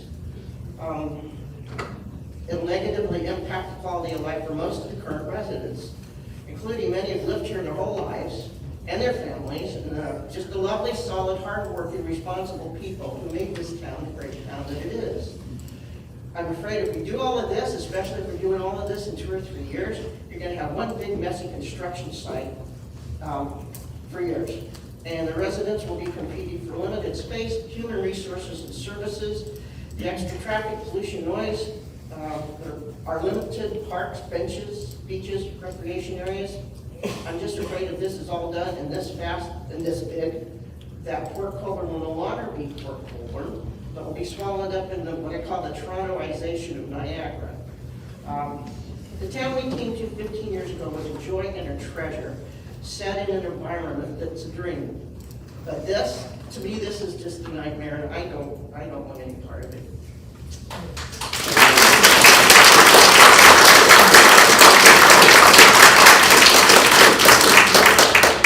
You gave your notes to the clerk and I gave a copy to the Oh, did you? clerk. Okay, perfect. Questions from council? Seeing none, thank you. Thank you.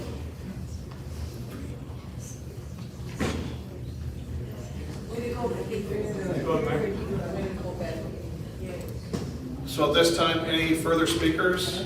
You can just raise your hand. Oh, I got the guy at the back. Oh, okay. Oh. Art, okay, he's letting me go before him.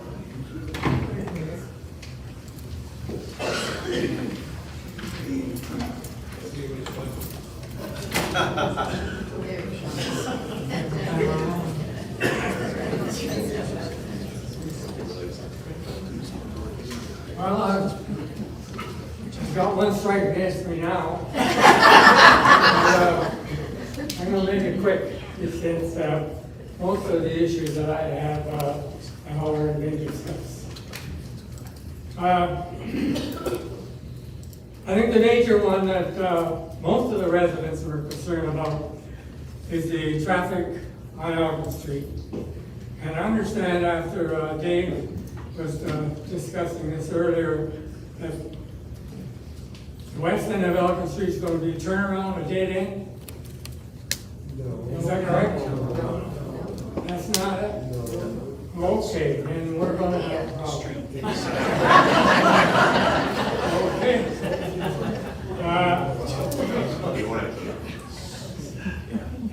Elgin Street is a busy street as it is, without the new proposed Maple View development is presently difficult at times, making a left-hand turn on Steel Street, as everyone knows. The risk is very high, and it's very difficult to get up there without lights on. I understand that previously there's been several presentations made to council to get lights at that intersection, and it was turned down. If there's going to be additional traffic coming from that development, we're looking at in excess of $4,000 or 4,000 cars. Possibility of coming from the Maple View development down Elgin Street. How are we going to handle that? That's almost 20% more than all of Fort Colborne. And so somebody's got to deal with it because we have problems. It's a senior area, it's been designated as a senior area. An awful lot of our seniors coming out of the residence are in walkers. And they got their grandchildren and their children helping them get out for a walk on a daily basis, down to the park and the circle. This is how they get their walk in throughout the day and get their exercise. If we're gonna have that traffic and they're on the street walking, we're really gonna have problems.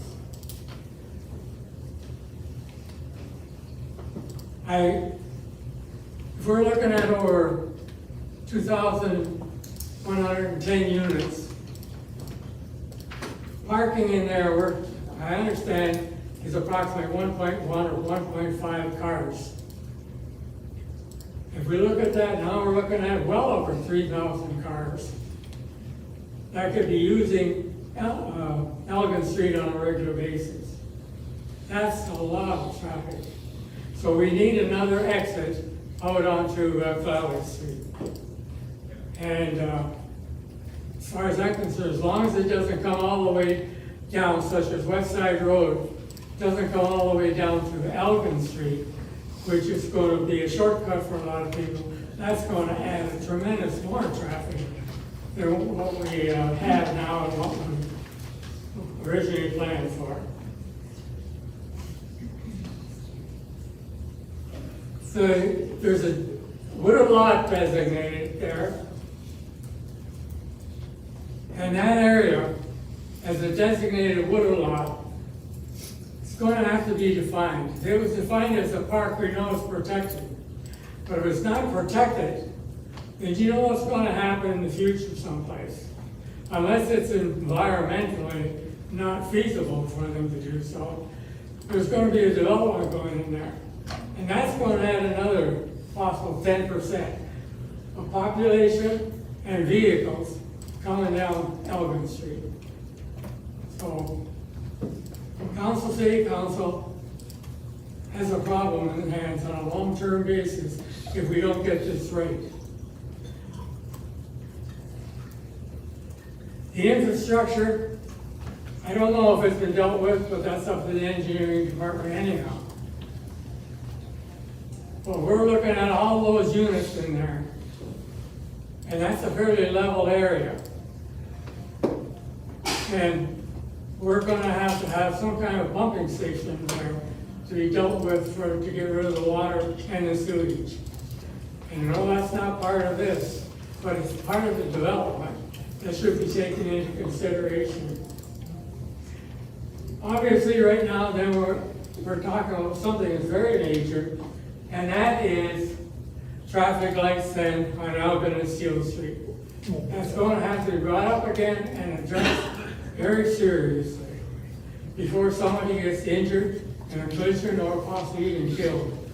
Because as is indicated before, you can sit there and sit there and sit there waiting for an opening, and then you take your chances in order to get out if you got 100 yards or less of open space in order for to step on the gas and get out and make a left-hand turn. And that's going to be a serious issue in the future. But please, if we can develop the plan so that the traffic from Maple View development does not go down Alvin Street. That's a senior area. And it's very important. It's designated as a senior area. It was developed as a senior area all the way through. So I think that we have to accept that and not allow that traffic from Maple View going down Elton Street. And that's all I have for now. So it's 3 strikes down. Hold on. For any questions, council? See, thanks, sir. You're done now.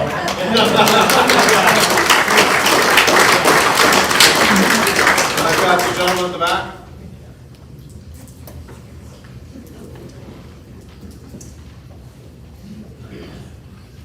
No, not you. This guy right here. No, not you.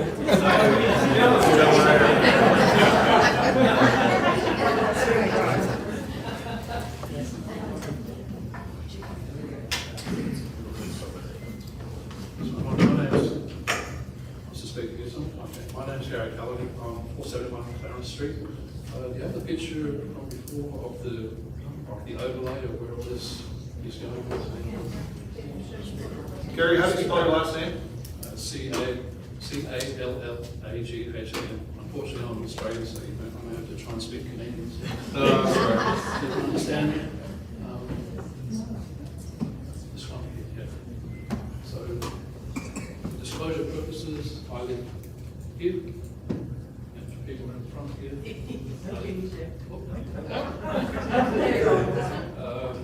The street here is just to my right, so I'm here.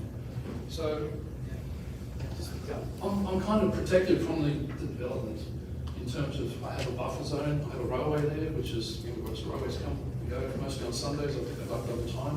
But and so, and similar to the other gentleman, sorry, I didn't get your name. Art. No, not Art, the one before him, the one who articulated about the. Becky. Sorry? Becky. Becky. Lady. The lady?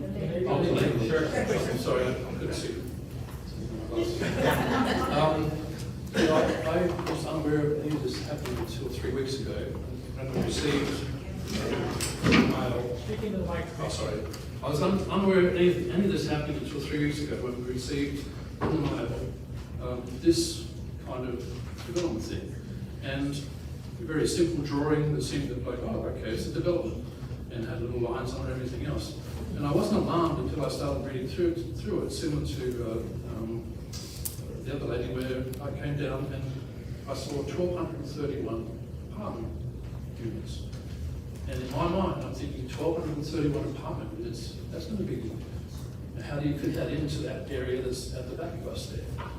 So I went online and I went and read the 138-page proposal from the developers, and I was kind of aghast at how much development they're wanting to put into this small area. This subdivision previously, I mean, I've lived here for only 5 years, so I haven't been here for a long time. But when I first came here, I did take a journey down into Mapleview Park there, and I saw the previous subdivision sign was still there, the one that's now expired.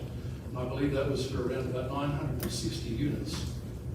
This proposal is for 2,110 dwellings, which is significantly bigger than the previous approval. And I just wonder, you know, one, is where are the people going to come from? Is this a case of we build the baseball park first and then they will come?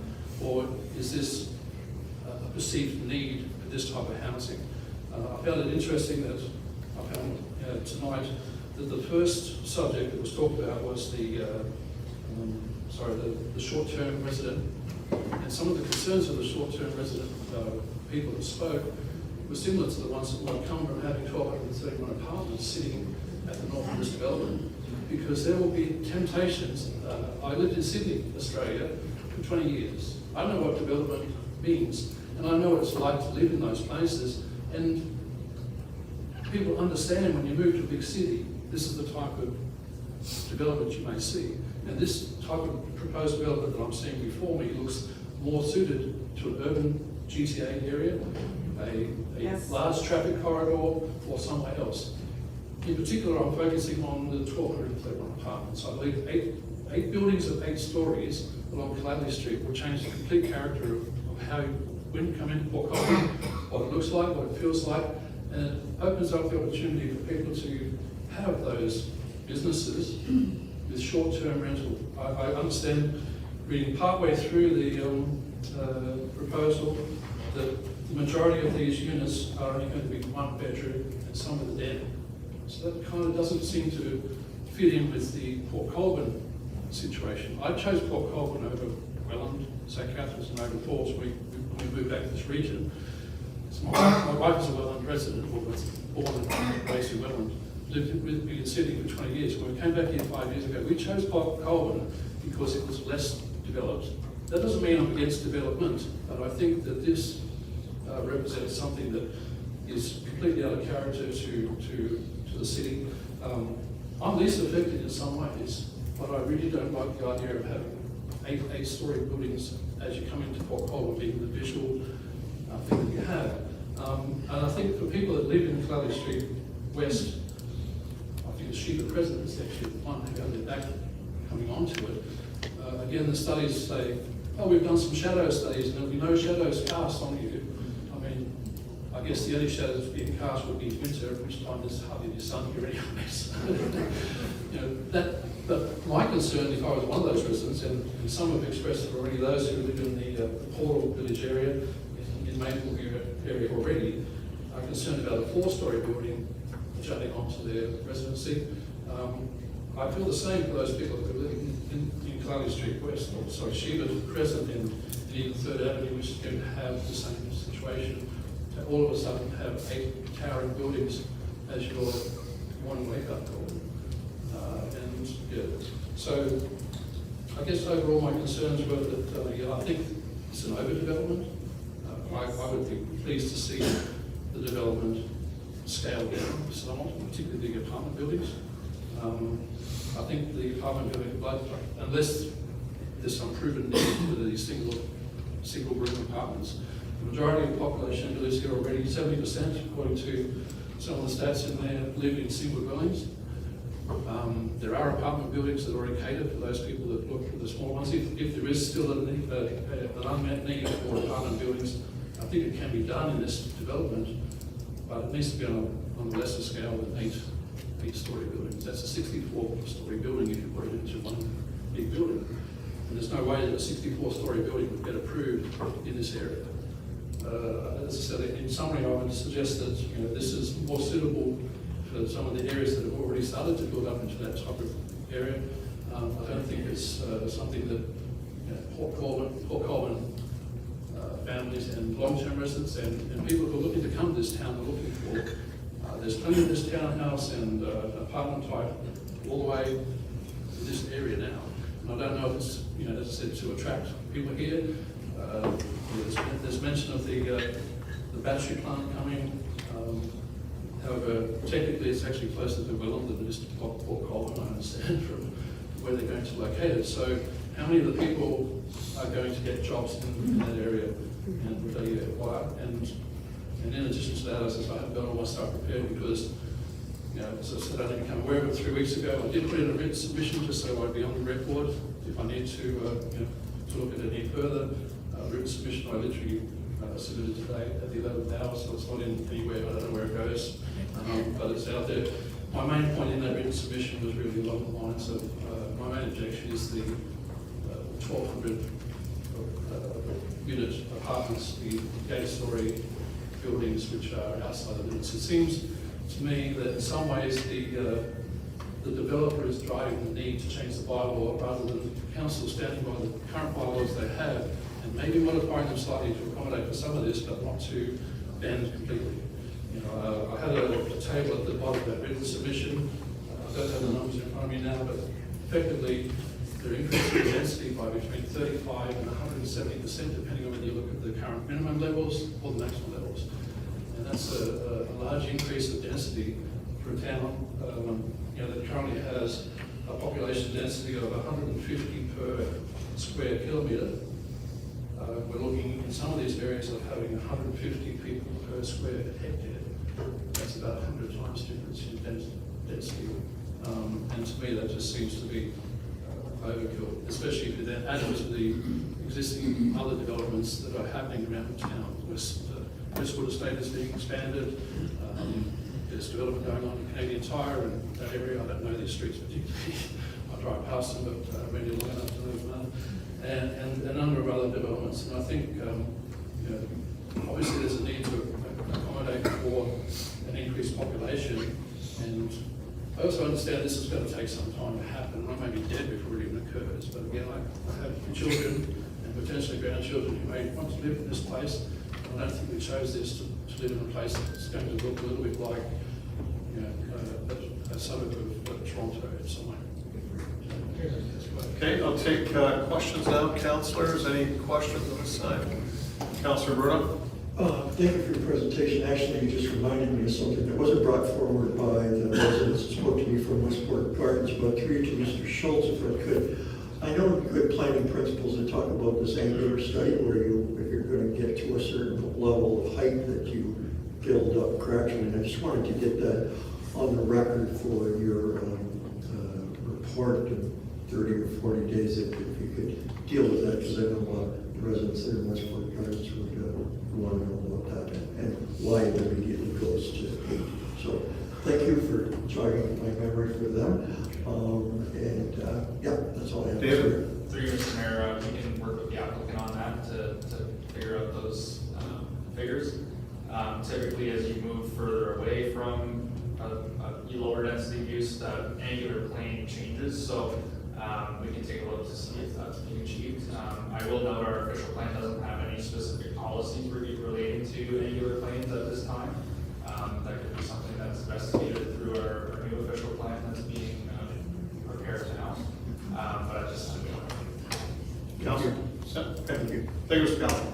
Appreciate it. Sorry, I just have one more question, thanks. So, on the previous plan, it obviously was approved, so ultimately it met the density requirements, is that correct? Maybe for a day, right, David, the old plan?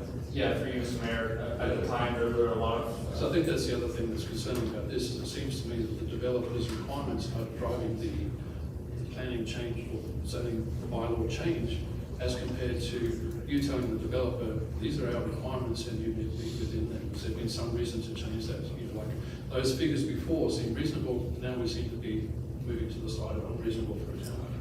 Mr. Schultz? Through you, Mr. Mayor, and to members of council and people around the gallery. The plan that was approved previously was a vastly different plan than this. I don't know if people of the public remember, but there used to be a huge MTO corridor that came through and scooped up on the property, which really limited the development potential of a large portion of the land. So that's why you see it's different now, and it sounds different on paper as well, the number of units. But a lot of the zoning aspects are being, you know, they're being changed, yes, but they are, a lot of them are being carried forward as well. Thank you. Great, thank you. Thank you. There was a gentleman that came up before this time. Oh, there he is, right here. Thank you.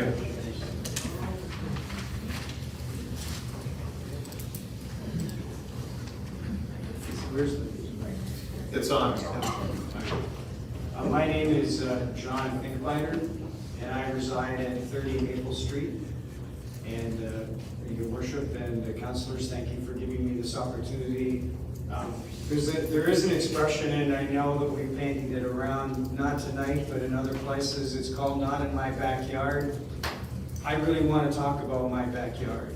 I live right here, which is right across from the back-to-back townhomes. And to give you an idea of what they are, because they're back-to-back, they don't have any backyards. And essentially, they don't have much of a front yard either, because their front yard is essentially a driveway. And so what they've done is they've provided a terrace. So that terrace is now a 4th story that now has a balcony that looks out over top of any property that would be adjacent to it, which in this particular case would be my property. My backyard is 7.7 depending on where you are, but 7.7 meters deep from the corner of my house to the end of my property. I have a deck in my backyard off my house that sticks out beyond my building property, so that essentially I have about 5.5 meters from the edge of my deck to the edge of my property. And so, Your Worship, that wouldn't be the distance from me to you. So what the proposal is, that there will be a roadway less than the distance between you and me to my deck.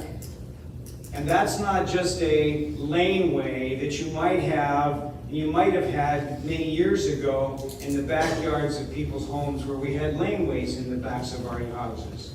You know, those laneways were private accesses that we would use to access our properties, and that's not what this is. This is now a full-fledged arterial road going through my backyard, less than the distance between you and me.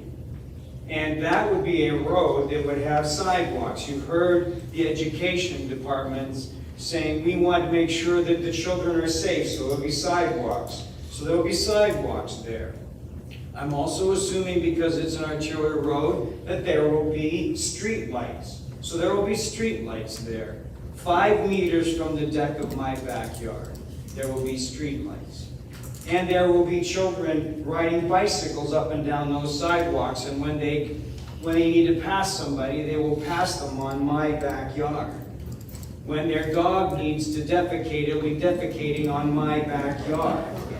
You know, I'm just giving you an understanding of what this proposal is if you're sitting on the deck of my house. So I just wanted you to appreciate that that's what it is. When they're constructing that road, it will be 5 meters from my deck. And so when my grandchildren are playing in my backyard, there will be construction trucks going up and down the backyard. That's 5 meters from my deck. And so I wanted to give you an understanding of what this proposal means to the people that are there and that are living there right now. And I understand that the developers are willing to consult. We don't know what those consultations will result in at this point in time. They haven't even indicated what options they're looking at this point in time. So I just felt that it was important that you understand how we feel for those that live there and what they would be looking at for us in the future. One of the things that I really wanted to mention is that I went to Golden Falcon's website. And in Golden Falcon's website, they have a number of things that talk about, you know, what their development is and what they want to do. And one of the things they have is a section called Living. And it says, at Golden Falcon Homes, we prioritize creating a vibrant living experience. This encompasses not just the physical aspects of the homes, but also the overall lifestyle they offer, including community integration, accessibility to amenities, and fostering a sense of belonging among residents. And I can honestly tell you that having a road 5 meters from the deck in my backyard is not good community integration. And I really hope that Golden Falcon seriously takes a look at saying that this is not the reputation that we as a company want to have. And I just appreciate this opportunity to talk to you. Good, thank you, John.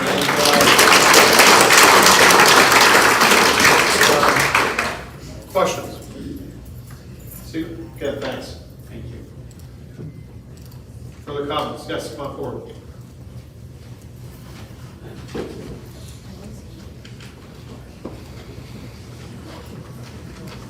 It's warmer over here and sitting underneath an air conditioner.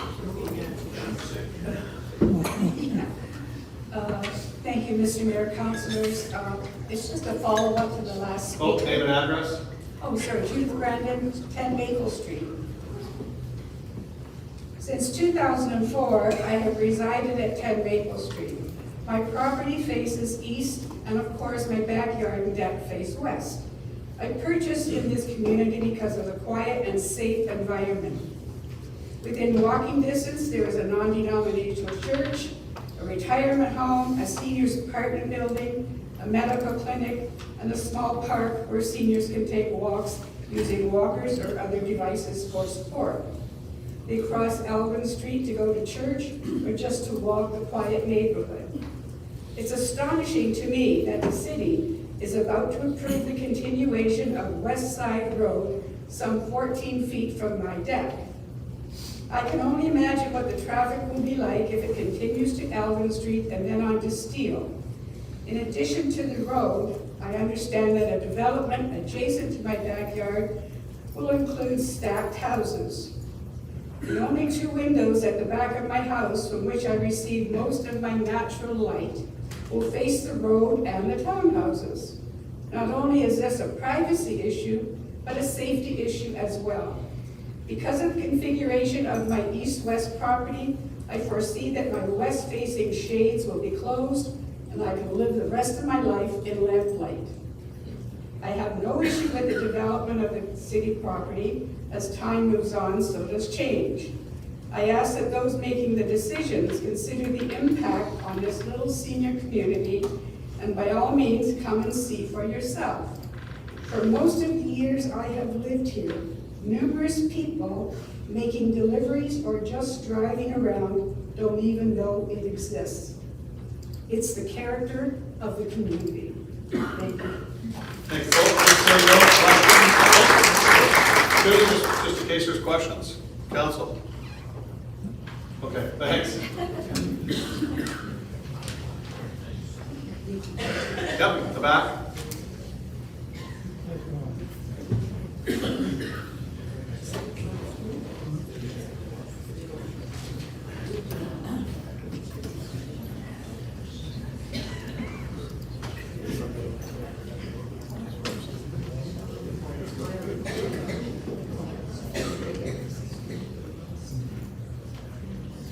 Today, Council. Good. Name and address, please. Sean Hoyle, 44 Sheba Crescent. Obviously, looking at this development, I just came here today noticing that a lot of this development is directly into my backyard, and I've had some fellow neighbors are also concerned about, especially with 1,200 units in our backyard, which is greatly going to affect the crescent that is developed in that area.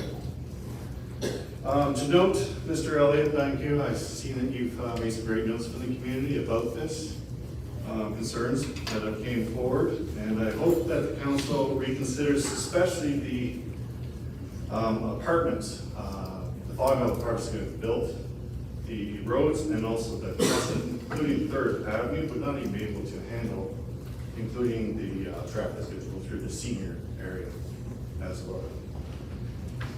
All the homes in Sheba Crescent, like say with rear yards facing south, will be affected greatly by the apartments directly behind them. And I'm not sure if council has taken consideration of the water table in this area and during the development, especially the apartment section of this development.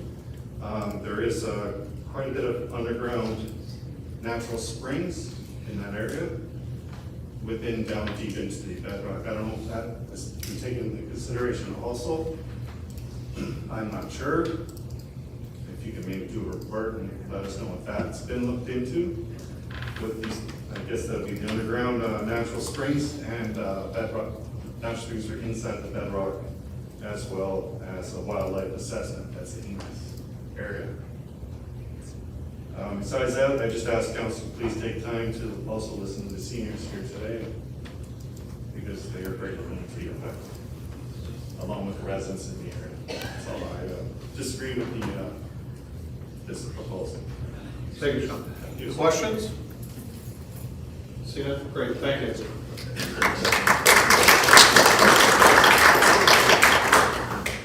Anyone further? Okay, folks, all right, yeah. My name is Liz Lubenberg, and I live at 69 Maple. Most of my concerns, which are many, have been mentioned, but I have one about the land, and he just mentioned it, about the habitat that lives in that area, in the wooded area. When you start digging up in a wooded area, you ruin their habitats, and where do they go? to the homes. The mice, the rats, the deer, the foxes, where do they go? So look what kind of damage are they gonna do to the homes and to the area and to the lawns. You know, so it's just a small thing, but it's a big thing. And I just wanted to make sure that people are aware, because there's so many areas that have been new homes put in there, and 2 years later, they still have the mice and the rats in their homes, doing lots of damage. So I just wanted to mention that. So thank you very much for listening. Okay, just 1 second. Questions, council? Great, thank you, Liz. Thank you. Okay, anybody further? Yep, in the back.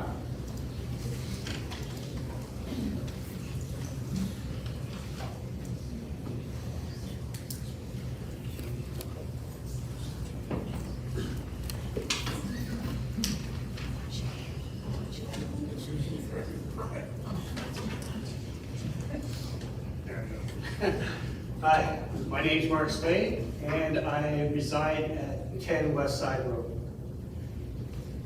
I have concerns about this project for traffic relations. I take it because I'm a traffic engineer. I think it'd be a big mistake to drive arterial traffic down West Side Road extension to Alvin Street. I think it's going to be a big concern for the residents that are there. I think it's going to be a big concern when it comes to Steel Street in Elgin for crossing as well. Also, the speeds that are coming off of West Main, no, sorry. Sorry, I work for Welcome, so I get the East Main and West Main. So, Main Street West. yeah, so if you're coming off Highway 3 and you continue on to Kalali Street, the speeds are, you know, are up around 90 to 100 sometimes coming off of that roadway. And I see that you have an exit, an entrance there that are close to that intersection, which is going to be a problem. And also, you're going to be able to see the lights at the proposed lights that are going to go into that intersection at West Side and Crawley. You'll be able to see them and time them from from Highway 3. And you can adjust your speeds to make sure that you can actually make your green light. Unfortunately, that's not looking out for the residents that are going to be living in that area. So I hope that is looked into it as well when you're looking at this proposal. I just think that this is going to be a high traffic area that's going to draw all your traffic in that development over to that side road, to the west side extension up to those lights to be able to get out safely. We already have a concern already at that intersection. When you're redeveloping that intersection at West Side and Kalali as well, your northeast corner is built up too large. The radius is too large. I can take that corner at 40 kilometers an hour, which is a concern for my driveway because it's very close to that intersection.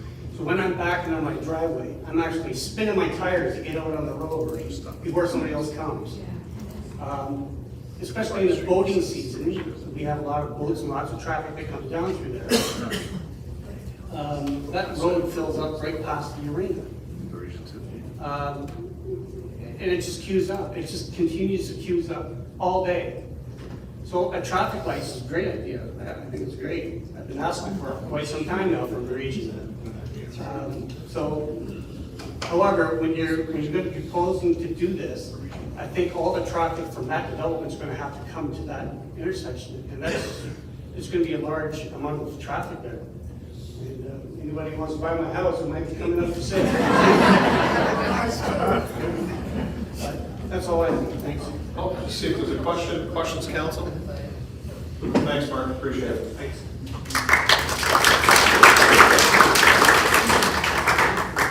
Yeah.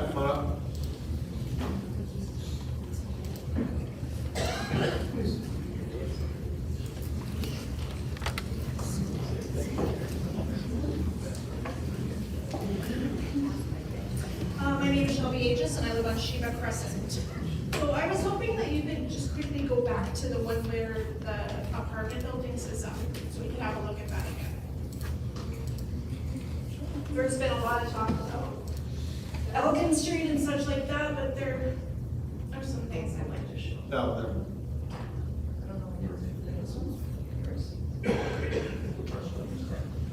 No, the actual apartment building, like the draft of what they look like.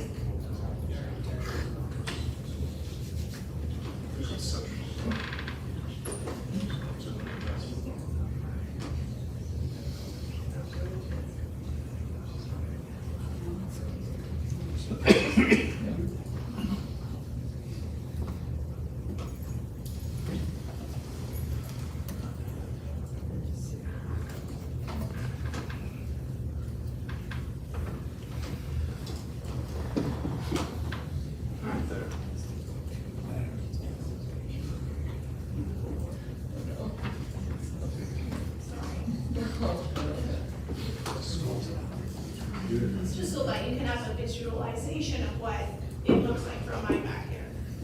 So this, as was said before, there are 8 apartment buildings going to line Kalali with 8 stories high, which is outrageous. So this went by very quickly. So this is going to be the whole way from West Side Road to pretty much Cement Plant Road, straight. This is what it's going to look like. So this is supposed to be Kalali Street, my guess. From what I understand, my back of my house to the beginning of the apartment buildings is going to be 31 meters. Now, I don't know if this is correct, what I read, how I read it, but I wish that I could visualize how big it is, but nonetheless. So another point is 3rd Avenue, I live in Sheba, 3rd Avenue.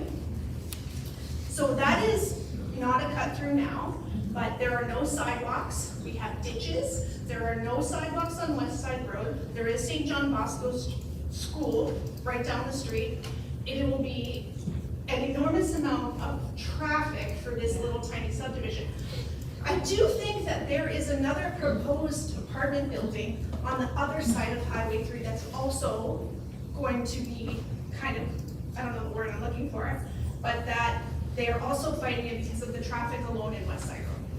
I mean, 3rd Avenue, sorry. My question is, what's the timeline for this? Like, is this going to be 5 years of construction for us all? Is it going to be 3 years, 10 years? I don't believe anybody's kind of said anything about that. Like, what's the long game for Port Colborne if we're getting 6,000 more people? Our urgent care is gonna close. Like, I'm not seeing a long-term plan with 6,000 more people. Obviously, it's very upsetting when this apartment building is coming into your backyard and there's nothing you can do about it, and there's nothing that you've really heard about it. Me being on Sheba Crescent, I got that letter in the mail, but 1st Avenue didn't get the letter. So, are the people really aware of what's going to be happening here with that number of apartment buildings that are coming to our city? 1,231. I think on West Side Road it's 72 units in that building. And the one that's proposed for Main Street has 100 units. This is 1,231 units. That's all I have to say. There's so much more you want to say, but then everybody said it too, the traffic. The long-term plan. How long is this going to take? How long are we going to be seeing construction? How long is it going to be jackhammering into the cement trucks going back and forth? How long is this going to happen? That's all. Okay, I'll just see if there's questions from council. Councilors, Councilor Burrow?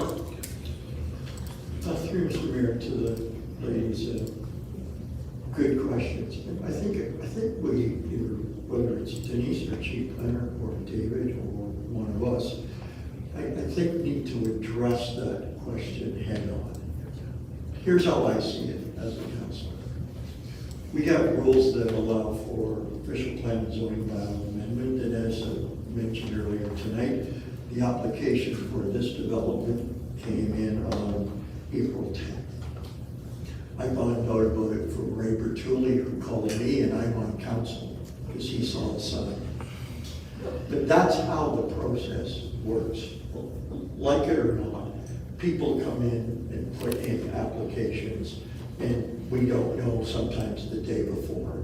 And as a council, we hear about it when these meetings are scheduled or shortly there before. And as I told you, in this case, we found out about it after the signs were up. So that's how tight these timeframes are. And for what I asked the question earlier tonight, April 10th actually is going to take you to August 7th, when there's either a decision or the developer can appeal if we don't have a meeting. So those timelines are tight. The lady at the back of the room talked about 3,000 homes. You add the elite London numbers I'm keeping track of, we're getting development applications and public meetings every 2 to 3 weeks. My rough count is it's 5,000 plus right now. Now, the whole other aspect of that is actually building. So we've had 4 or 5 subdivisions that have been draft plan approved and renewed every 5 years for up to 20 years. It is still important to be as concerned about it because once the approval is given, a developer could start. Now, from a practical point of view, they're going to look at what the market demands and what people are asking for, what the housing sales in. So I don't think there's anybody, including probably most developers, who know when they're going to start and how fast they're going to build. But the assumption I have is they're going to stay 100 houses or units ahead of the market. Because if they know they can throw up houses in 4 months and they've got 100 in the inventory, maybe 500. If you look at Meadow Heights, you heard about, the lady mentioned 52. Well, there's about 200 left in there. Now, in the last 3 years, they built 19 and I think 30 odd, and one just came through for 57 of the remaining 300. So how fast any of this is coming, have no idea. And I think developers are seizing the opportunity to get approvals under the regime that the province and the feds want about more homes faster. Well, Ontario's a big place. And are they all going to come to Port Colborne and are going to come in the next week? We don't know. I don't think so.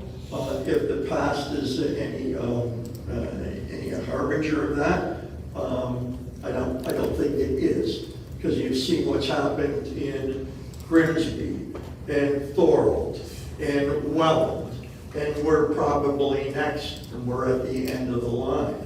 But how fast all this comes is really anybody's guess, in my belief. So, I mean, I think you have the right to be concerned, and approval means you can start, but it doesn't mean it is starting.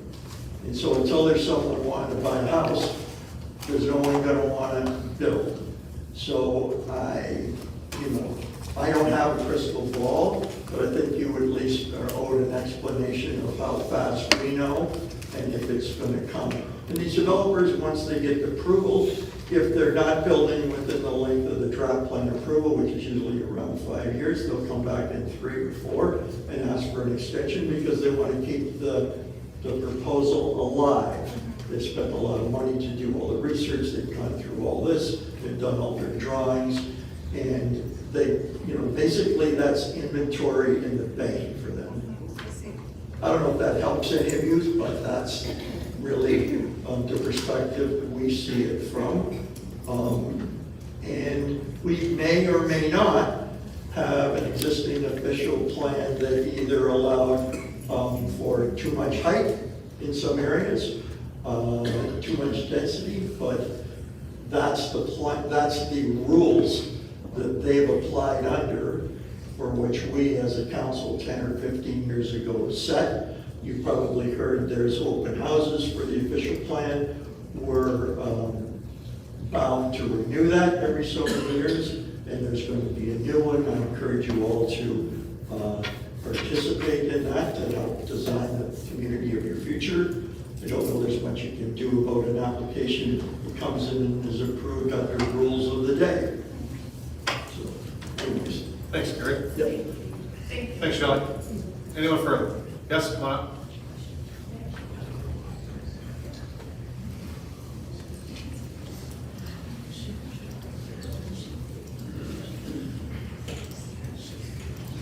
Joe Gadd, 65 Maple Street. I love what everybody said tonight. Really well spoken. And I hope council can really take this to heart.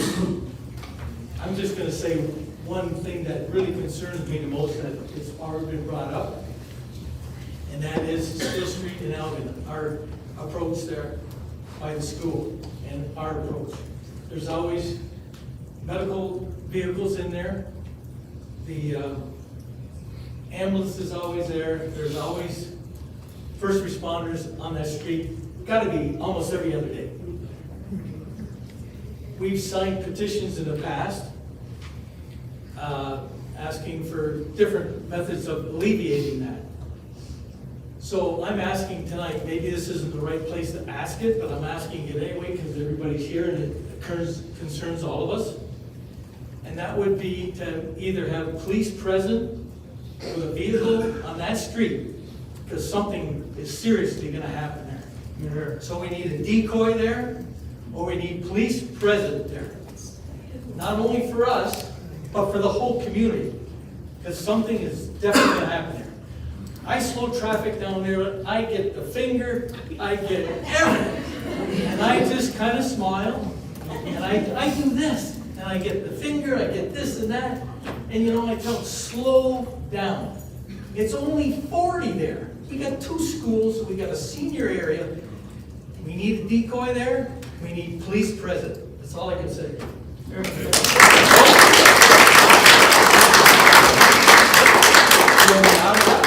No, I just was going to tell you, Joe, it's probably your brother's going by when you're doing that. Any questions? Say no, thanks. I think that was the last hand I saw. Oh, yeah.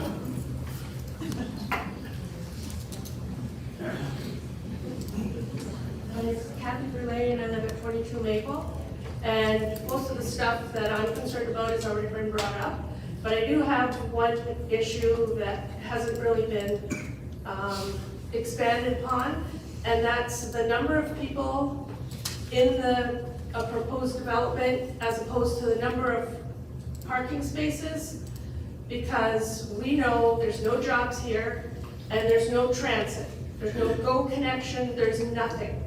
And I've looked at the websites of all the surrounding cities in the municipality, and they all speak to their ease of connection, their public transit, jobs, you know, flowing out of the Niagara region, and there are no, these houses are gonna need the mother and the father to go to work. The teenager will have a car. There's gonna be a lot more cars and parking spaces needed in this development. The second thing is, currently, 22 Maple is an end unit, and I have the French drain that goes through, so every time there's a heavy rain, there's water pooling there. My neighbor and I, we both have downspout extension going halfway to our front lawn to try and deviate some of that water from pooling in the side. And also, whenever the quarry blasts, my unit shakes.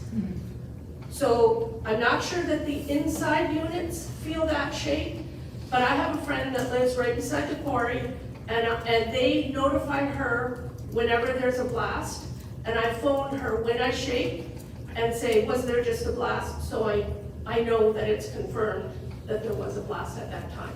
So if that's us on bedrock, shaking with the quarry that far away, we're gonna have some impact from the development. Just an awareness that there is a problem there. Okay? Thank you. Questions, council? Good, thank you. Further questions? Okay, David. Thank you, Mayor Steele, and thank you for everyone's participation today. If you wish to be notified of the approval of the official plan and/or zoning bylaw amendment, you must make a written request to the clerk. Only those persons in public bodies that give the clerk a written request for the notice of adoption and passing of an official plan or zoning bylaw amendment will be given notice. The proposed official plan amendment, zoning bylaw amendment, and draft plan subdivision recommendation report will return to council at a future meeting. This concludes the public portion of the meeting, and I'll now turn the meeting back to you, Mayor Steele, to close the meeting and receive the report. Great, thank you, Mr. Schultz. So this time, if I could have Councilors Elliott and Bodnar move that the Office of the Chief Administrative Officer, Planning Division Report 2024-124 be received for information, questions, all in favor? That's carried.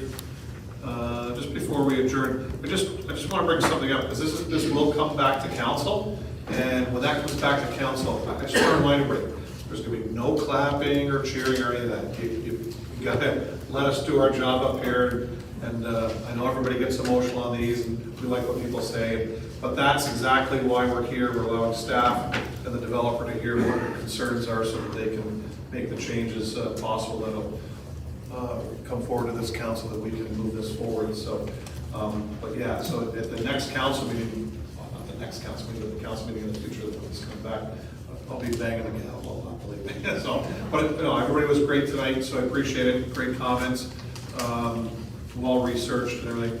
Jimmy's been around the block in this building lot, so he knows what's going on. So anyways, we appreciate everything. At this time, I have one bylaw. The bylaw to adopt, ratify, and confirm the proceedings of the Council of the Corporation for the City of Port Colborne at its public meeting on June 4th, 2024, being acted and passed as presented. If I could have Councilors Hoyle and Aquilina move that. Questions? All in favor? That's carried. Again, thank you. We're adjourned.